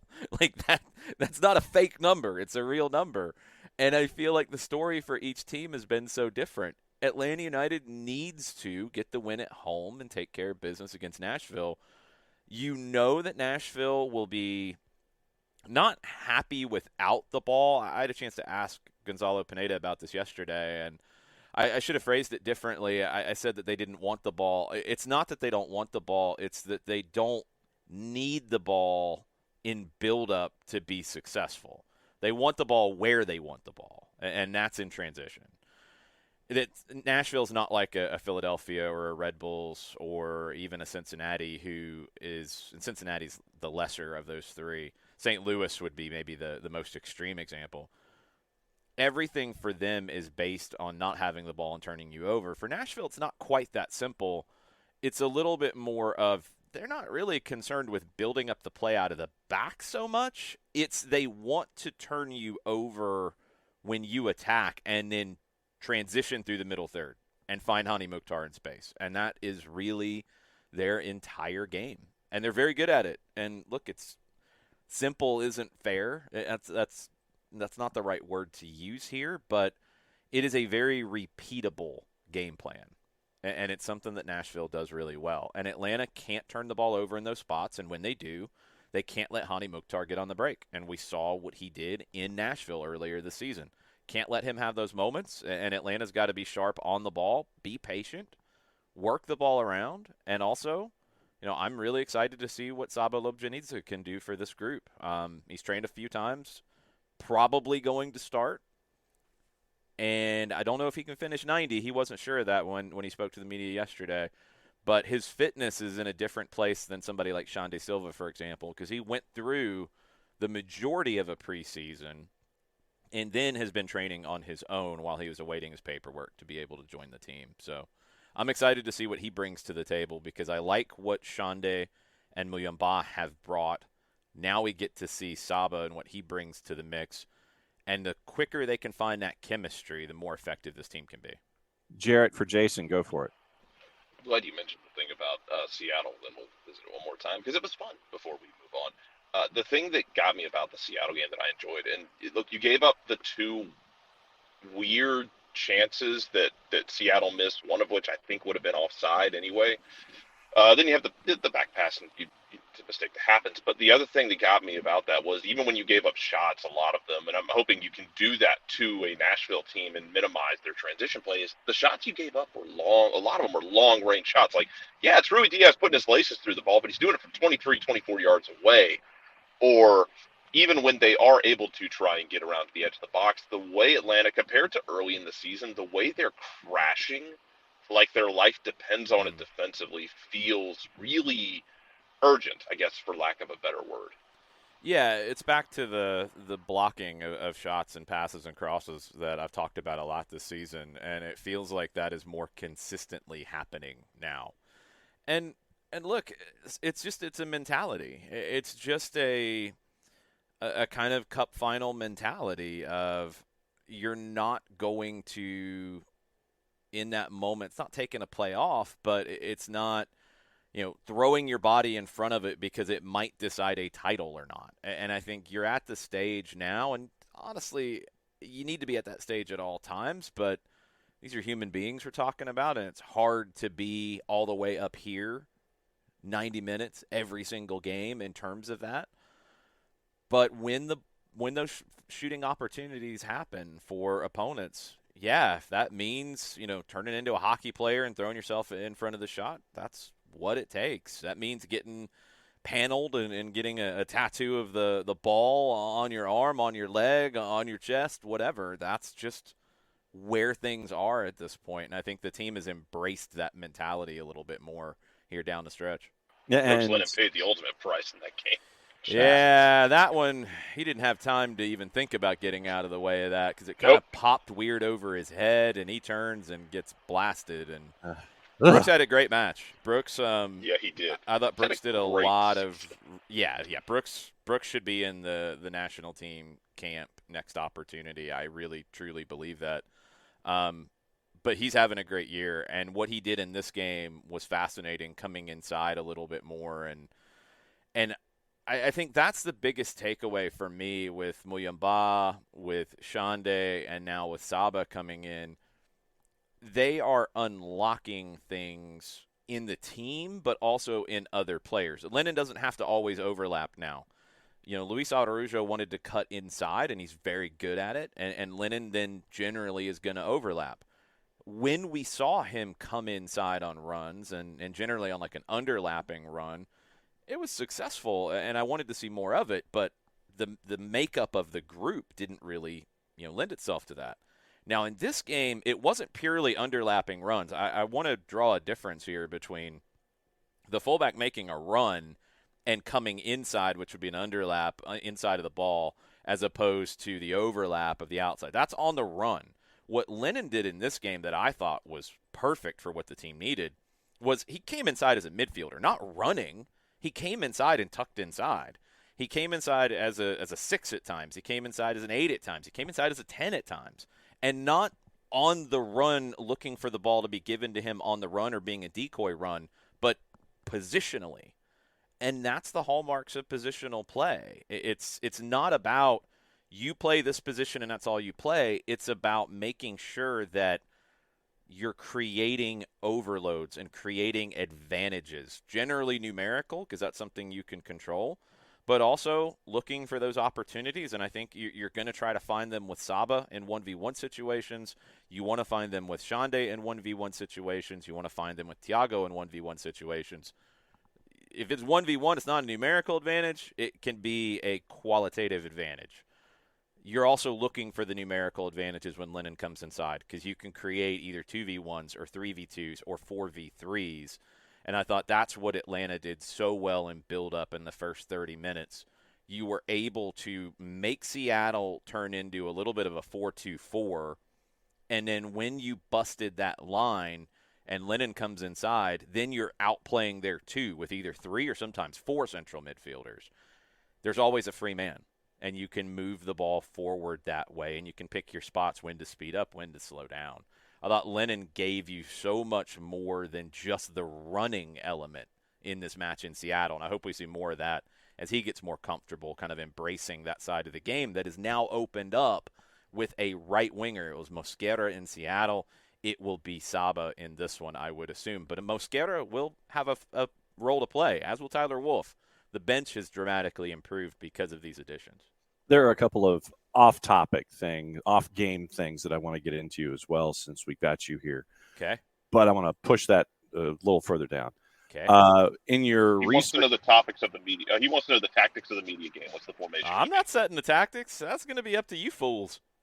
yeah, Jason and Mike are calling it, by the way, and looking forward to watching this here in Central Georgia before I go and stand out in 107-degree heat. We'll be standing out in 107-degree heat calling this thing. So, but no, it'll be. So, what's the broadcast plan for this, by the way, before I forget? 2:45, and you can watch it on the Atlanta United YouTube page. I know it'll probably be on atlutd.com/live, which just pulls from the YouTube. I don't know if it's going to be on social media. If it is, I apologize in advance. In your research for getting ready for Nashville, I know a lot of folks, obviously, they gravitate toward Hani Mukhtar as their own personal focus when they're watching. Who else should folks be paying attention to when it comes to if Nashville is successful, then these players are going to be integral as a part of that success? Well, I mean, Sam Surridge is going to be a big talking point in this game one way or another. And he's come in and he's hit the ground running for Nashville in Leagues Cup. He's been very successful, more successful than I thought. How will he fit in the week-in, week-out nature of the season? That's what I'm waiting to see. Is he the guy who helps this attack have a little more function? Because, I mean, it's always been this way, and I can't imagine it's going to change. As Hani Mukhtar goes, this team goes. He needs other people to play off of or create for. Can Surridge just simply be that? You're not asking him to be a world beater. You're just asking him to be a presence. If he can be that, then Nashville's going to be a little more difficult to deal with. Obviously, Walker Zimmerman is one of the best center backs in the league. Homecoming for him. Goalkeeper, I have a question. Is it going to be Joe Willis? Is it going to be Elliot Panico? You know, in the Leagues Cup run, it became Panico, first in shootouts and then just in general. Joe Willis has played really well for Nashville, I think, for the majority of his time there, but it feels like there's always been the glancing for other options, looking, okay, let's give this guy a run, let's give this guy a run, let's give Panico a run now. I don't know if that's necessarily fair to Willis. I think Willis is a good goalkeeper in this league. Is he the best? No, but I don't think he's all that far off. So, personally, I'm not a fan of going back and forth on goalkeepers. I want one guy to be the guy in that position. The midfield, I mean, you know it's going to be solid, whatever the pairing is, with Godoy, with McCarty, with Davis, Alex Muil tucking in there. You've got a combative midfield no matter who the personnel are to deal with.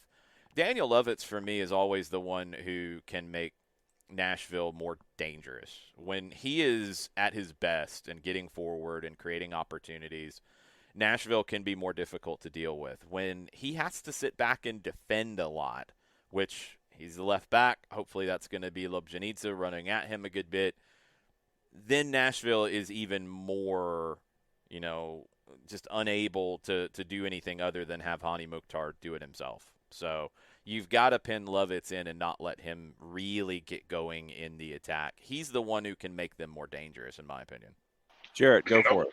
I want to ask you about something you and I talked about when Nashville played, I think it was Monterrey. Because Nashville's a team, like, Panico, as good as he was in penalties, didn't really impress me with the ball at his feet. McNaughton doesn't always impress me with the ball at his feet. How do you structure and how do you decide when to press a team like that when they do play with the ball at the back where you can try and force them into those quarterback hurries that we've kind of coined at this point together. It's funny. It's like you were paying attention to my interviews with the U17 group this week, where we were talking about pressure. That was the session that they were working on when I went out to watch the U17s, and that podcast is out now on 92.9 The Game, Off the Woodwork. Steve Covino, their head coach, center back Braden Dunham. And it was funny watching the 17s, and that's why I bring this up, because, you know, with the young group, and they're in preseason, they haven't started their season yet. They'll get going next month. They're playing some friendlies right now. They actually play Austin tonight. When you watch a youth team start to prepare those things, it's a good refresher on how it goes at the top level, because you're going step by step with the kids in a preseason situation, and it's, you know, when this guy goes here, you want to force the pass to go wide. When that pass goes wide, then you're trying to box them in. And you're stopping the session and saying, you, the number 10, you go here. The left winger, you step up to here. The left back, you step up to here. The center back steps up to here. It's all of those steps that guarantee success with that pressure. And in this case, a lot of times it's going to be a counter pressure situation where the ball turns over. You want to force it back to somebody like Panico, who might not be the most comfortable with the ball at his feet. And then you want to make him have to make a decision. If he plays it wide, that's where you can compress the field and squeeze. And when you get those opportunities, and I don't know what the pressing triggers are in this game, they're different for every game. Most teams kind of vary that up. In this case, my guess is if you don't trust Panico with his feet, you want to force teams you're not trying to necessarily take the ball when it turns over from a Zimmerman, from, you know, Lovitz, from Shaq Moore. You want to deny them going forward. You want to force them back to the goalkeeper. When that ball starts to travel back to the goalkeeper, that's where the running at him has to start. And then once it starts, you got to play it all the way out. And that's something that I think this team is getting better and better at. You've got to commit to that.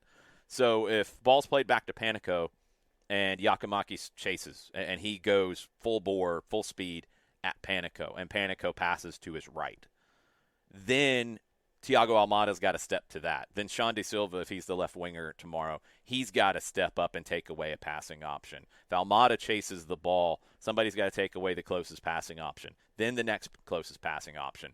You want to force the player who receives that, because they don't have a short pass. They don't have the ball back, and that's where Yakimakis, when he chases the goalkeeper, right? Goalkeeper, let's say he plays it to Shaq Moore to the right side. So Yakimakis has to then bend his run. He chases to Panico. Panico passes. Yakimakis has to bend his run to take away the ball back to Panico. So you want to prevent that. You want to prevent the two closest options to Shaq Moore if he receives that pass, to where Moore then says, I got to play it long. I'm trapped. And that's where you can win it back. And whether Moore plays it up the line, then your fullback needs to win that back, or your center back if your fullback is stepped up higher. Or if he tries to get really ambitious and hit a big switch, you've got to jump on that. That's where you're trying to create the most likely turnover. I think some teams, when they press, it's just all about harassment and it's just chaos, and you're just trying to create any turnover. I think in this case, what you're looking for from Atlanta United is you're trying to create the most likely one and the best one for you. Of course, if Panico gives it right to Yakimakis, that's wonderful. He's right in front of goal. But the most likely situation is you force them into panic, not Panico, panic, and they give the ball away in a spot where your midfield picks it up, and boom, you go straight to goal. Okay, a couple of things off the field that I wanted to talk to you about. Okay. The two documentaries that came out, one that you were a part of, and the 404 documentary. I wanted to know what you thought about those documentaries. I thought the 404 doc was amazing. Yeah, the 404 doc was amazing. It's one of the best things that I have been. Luckily, I wasn't part of that one. I watched the whole thing. I did not watch the other one. Let me start with the other one first before I get to the 404 one. The other one, I sat down and talked for a long, long time about just the season and just thoughts. And it was a really cool process. I've loved that series. I don't like to watch myself. So I knew I was going to be in that one, so I've left that one off the table for me. That'll be a fun one to go back and watch when the season's over, and to kind of remind myself of where it was at that point, coming back to play after Leagues Cup and where it was. I don't like to watch those straight away. So yeah, I've avoided that one. The 404 was incredible, and I knew it was something that they were working on, and I haven't, I don't like to know a lot, honestly. There's times where, we have to know things that are coming and be ready for it, but usually it is at the absolute last minute, because I don't want to know. I don't need to know. I'm not trying to break news or be in the know. It doesn't matter to me. But third kit, it's been talked about, God, going back to preseason, right? When we had Garth on for the town hall over at Wild Leap. So we've known there was a third kit coming, and I think back then he kind of hinted a little bit at the theme of it, not in super detail, but if I remember right, Outcast came up at that time, and it was part of that conversation. That was a really good tease from Garth.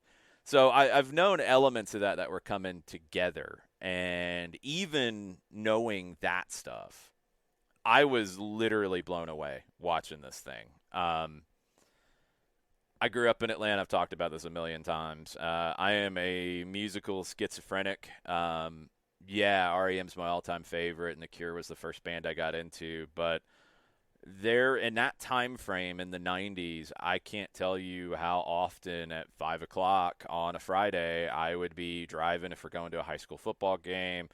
If it was when I was up in Athens, whenever, 5 o'clock on the Friday, I want to hear the DJ mix from whoever it was at V103, at Hot 97.5. I wanted to hear that because I love that stuff. Outkast, Goody Mob, Pastor Troy, and the fact that the Pastor Troy beef story with Master P was in this is one of the greatest things that I've seen from an Atlanta United piece of video. Getting into the details of that was amazing. I did not expect that at all.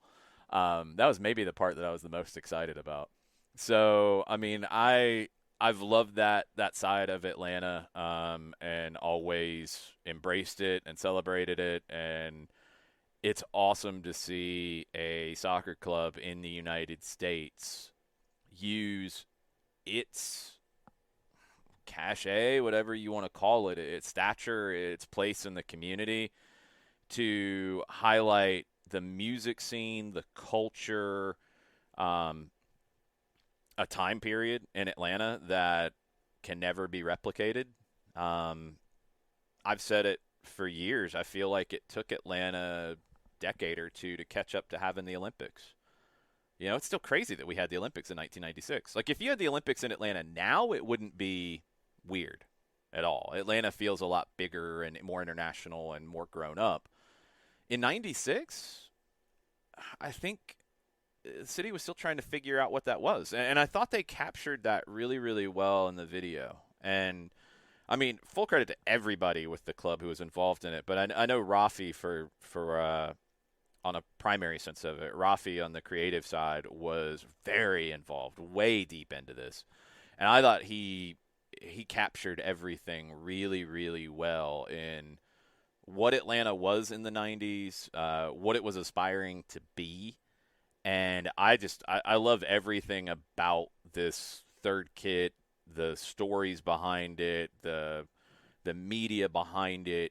I love everything to do with it. So I'm so excited about it. And that video is honestly one of the coolest things that, for me, as somebody who's associated with the club, to be able to say, like, yeah, I'm proud of being associated with this, because this video, I think, encapsulates something that not many clubs worldwide can tell that story about their city. And I love that this club used its platform to do that, because it's not really about soccer specifically. It's about the city. Mm-hmm.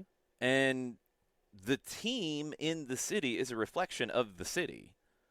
I love that they're using the platform to do that, and it's just it's amazing to me. So I was super pumped to watch that yesterday. I did not get any advance copy. I did not see it. I just seen the teasers like everybody else.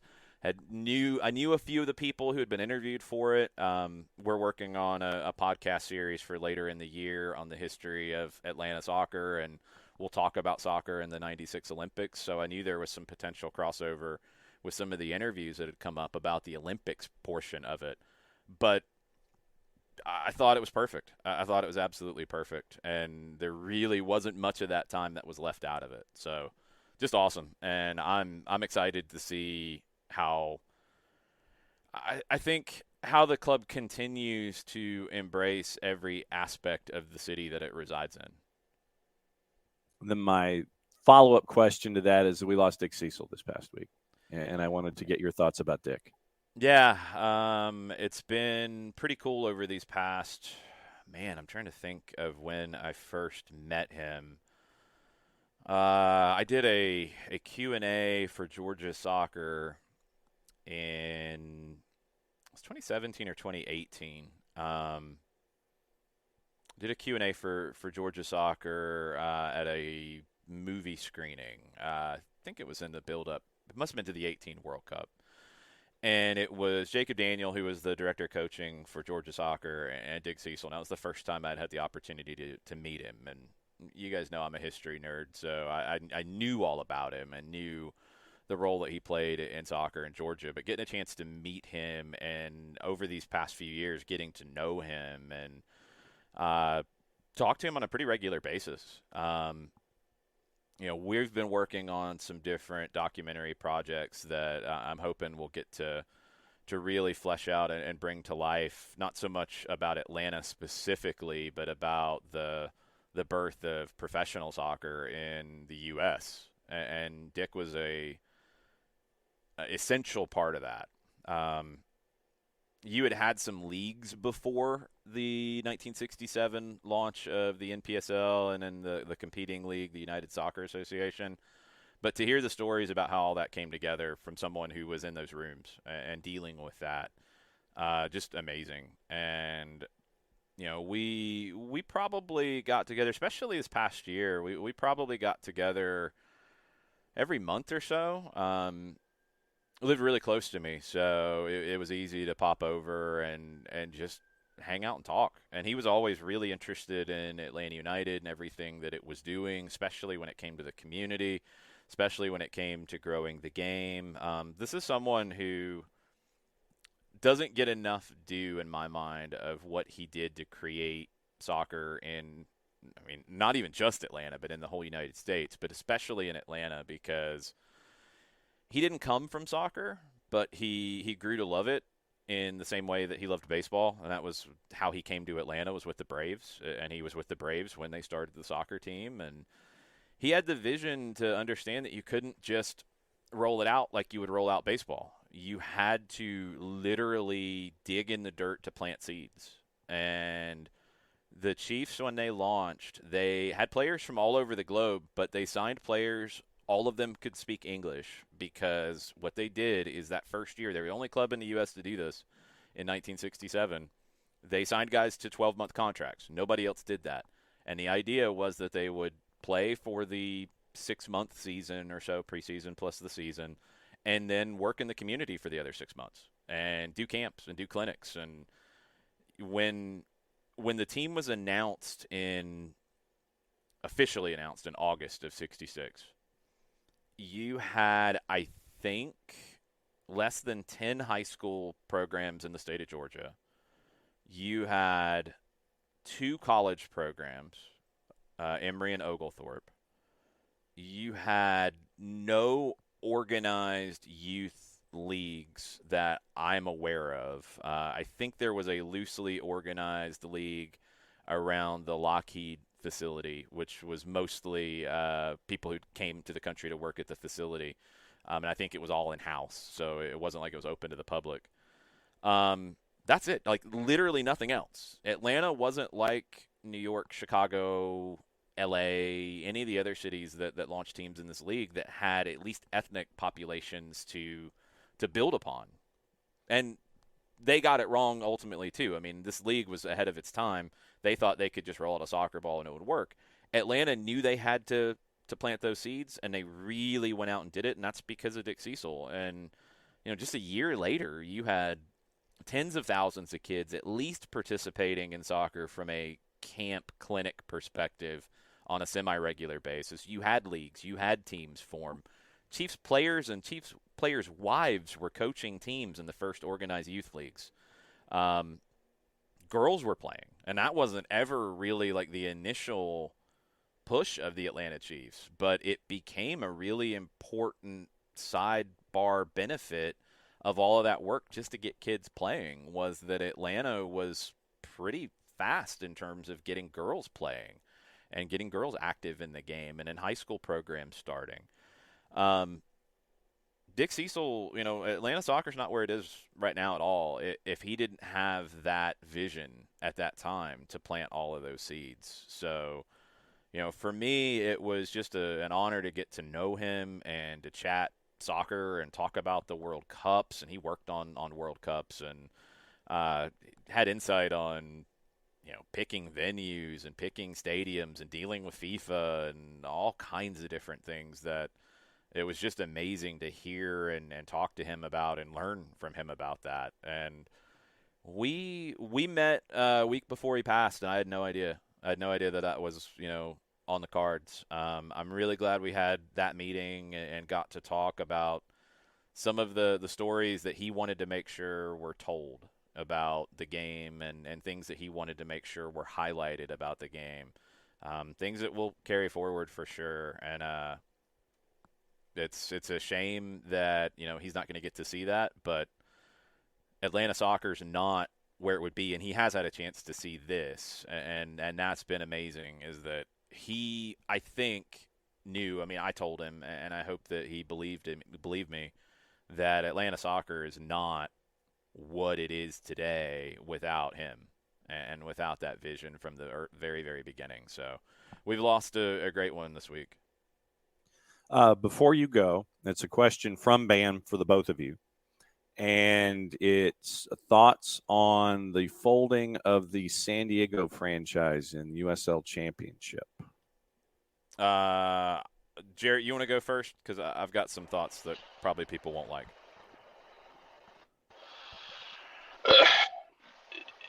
Ultimately, I'm going to be cheap and reiterate what Nick talked about because I don't disagree. It's not necessarily the fault of the MLS franchise coming in, but they're going to have a lot of PR a PR mountain to have to climb because of this, not necessarily their own doing. I mean, that's a market that they had been wanting to go into, but this decision does impact what they're going to have to do PR-wise, and it kind of puts them on the back foot. And it's going to be really tough for them. As far as the USL team leaving, look, who is to say you couldn't have done both? But who should have done both? The MLS team should have funded the USL team? No. Both yeah, could. Who's to say both couldn't have existed? Who's to say both could not have existed? The owners of the San Diego Loyal said that.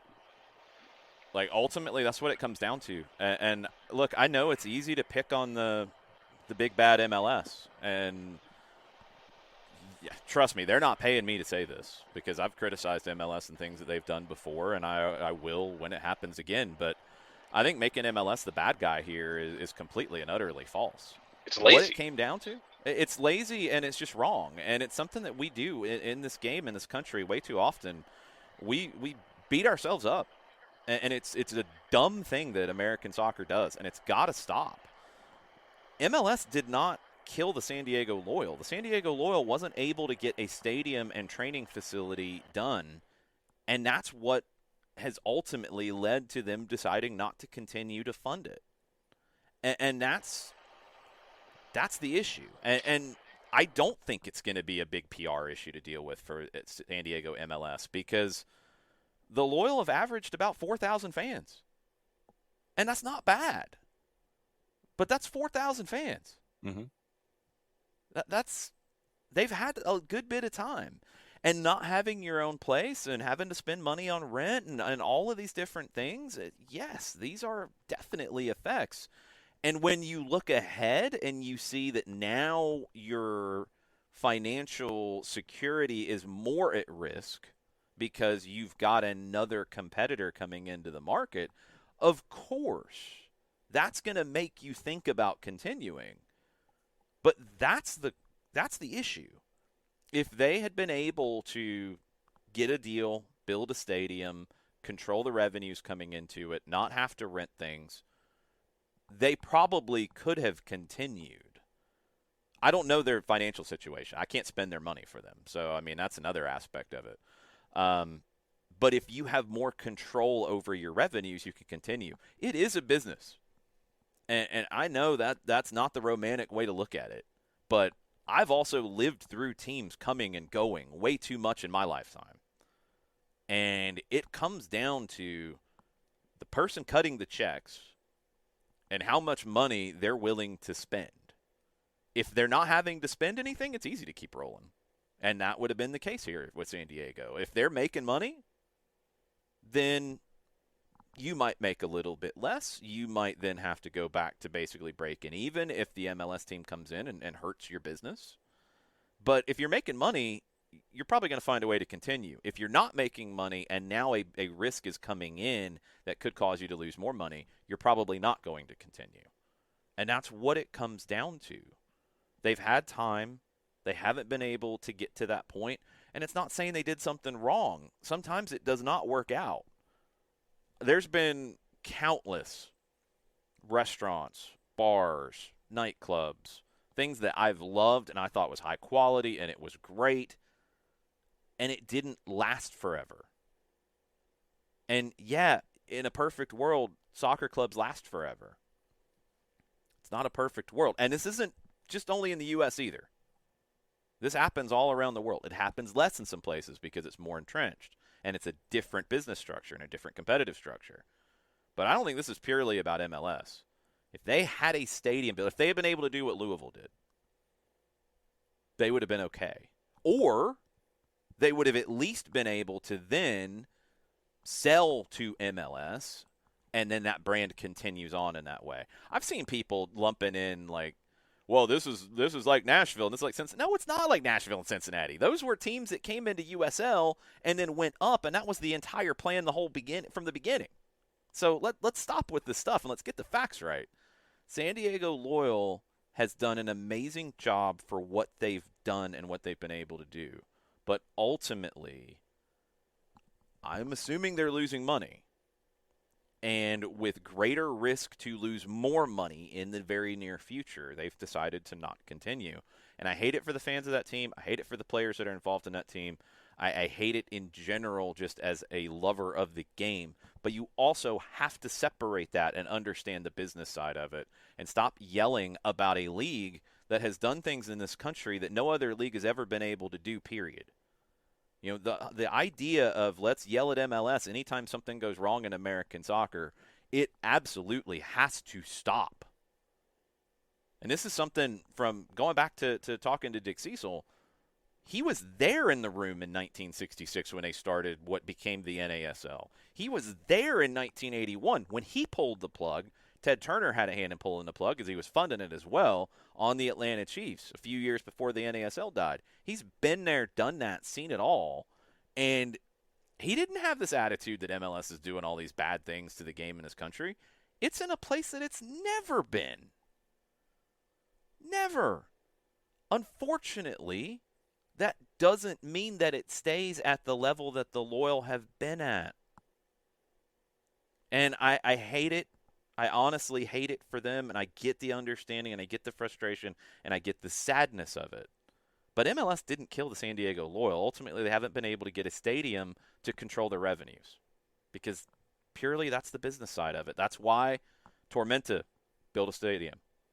That's why Louisville built a stadium. That's why Indy is trying to build a stadium. That's why Greenville is trying to build a stadium. That's why USL teams are trying to build stadiums. Because then you have control. Then your financials are more in line.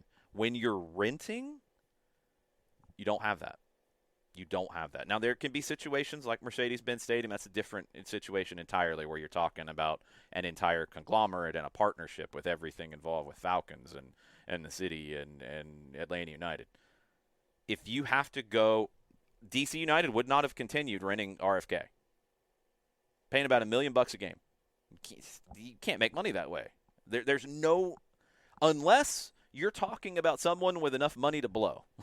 Yeah. Like, you can't continue that way as a business. It's impossible. And I don't know the Loyals' financial situation, but if you don't have your own stadium, and that is the number one thing that the league says in their statement about not being able to continue, that's what it comes down to. You're paying a lot of money to rent a stadium, and you're drawing about 4,000 fans a game, and that is not a pathway to success at the nationwide second division level. It's just not. Since you mentioned Mercedes-Benz Stadium, you want to go over the very busy day that we're going to be having tomorrow? Well, we're going to start at Reverb across the street, and we're going to get you ready with Match Day Live. Every home game, now the Miami game, I was going to say every 7:30 home game, but that's changed. Every Saturday home game, we will be starting the day at Reverb. This one's going to be at 1 o'clock tomorrow. An hour show. You can watch it on all the SDH platforms. You can come down and join us at Reverb. Then you can head out to the tailgates, or you can just post up at the bar at Reverb, and that can be your pregame spot because it is literally across the street from the Benz. Five Stripes Countdown starts at 7 o'clock. I'll be doing a hit at 6:20 with Caleb Johnson, and then on at 7. And then kickoff 7:39. You can listen, as always, 92.9 The Game, the Odyssey app, the Atlanta United app. You can also listen, again, because it's back into league play on Apple TV's MLS Season Pass. Just choose the home radio option. And Atlanta, Nashville tomorrow night. No doubt about it. Before you go, Ricky wants a preview of the media game. I'm not giving a preview of that. You think I actually prepped for this thing? Come on now. I know that it's Team 404 and Team 770. I know that much. I know that there is a World Cup participant on each team. I know that much. And I know that Jarrett Smith is probably going to look like a tomato when we're done. You ain't kidding, brother. Thank you for going incredibly long. Traditionally, I know it happens. We get to have you for like 20 minutes or so, but thanks for going long and taking us into extra time this morning. Media game, Atlanta United YouTube channel, and possibly other places there, but just go and check them out. Check out all the chaos at 2:45 this afternoon, and 1 o'clock starts our big day at Reverb. When it's 9,000 degrees outside, you need to be under cover and an air conditioning, and so you can do that at Reverb with Jason, myself, and everybody at SDH, and everybody that wants to come and hang out. So, Jason, since it is the end of the show, okay, I am going to let you do something since you're here at the end of the show. No, and Jarrett's internet has finally apparently the San Diego Loyal came for me. Yes. Well, they were going to come for me. I was the one who was probably making everybody mad. But, Jason, I'm going to let you go ahead and send us home since you're here for the end of the show and the end of another week here at SDH. Mucha plata, y'all. What he said. We'll see you later.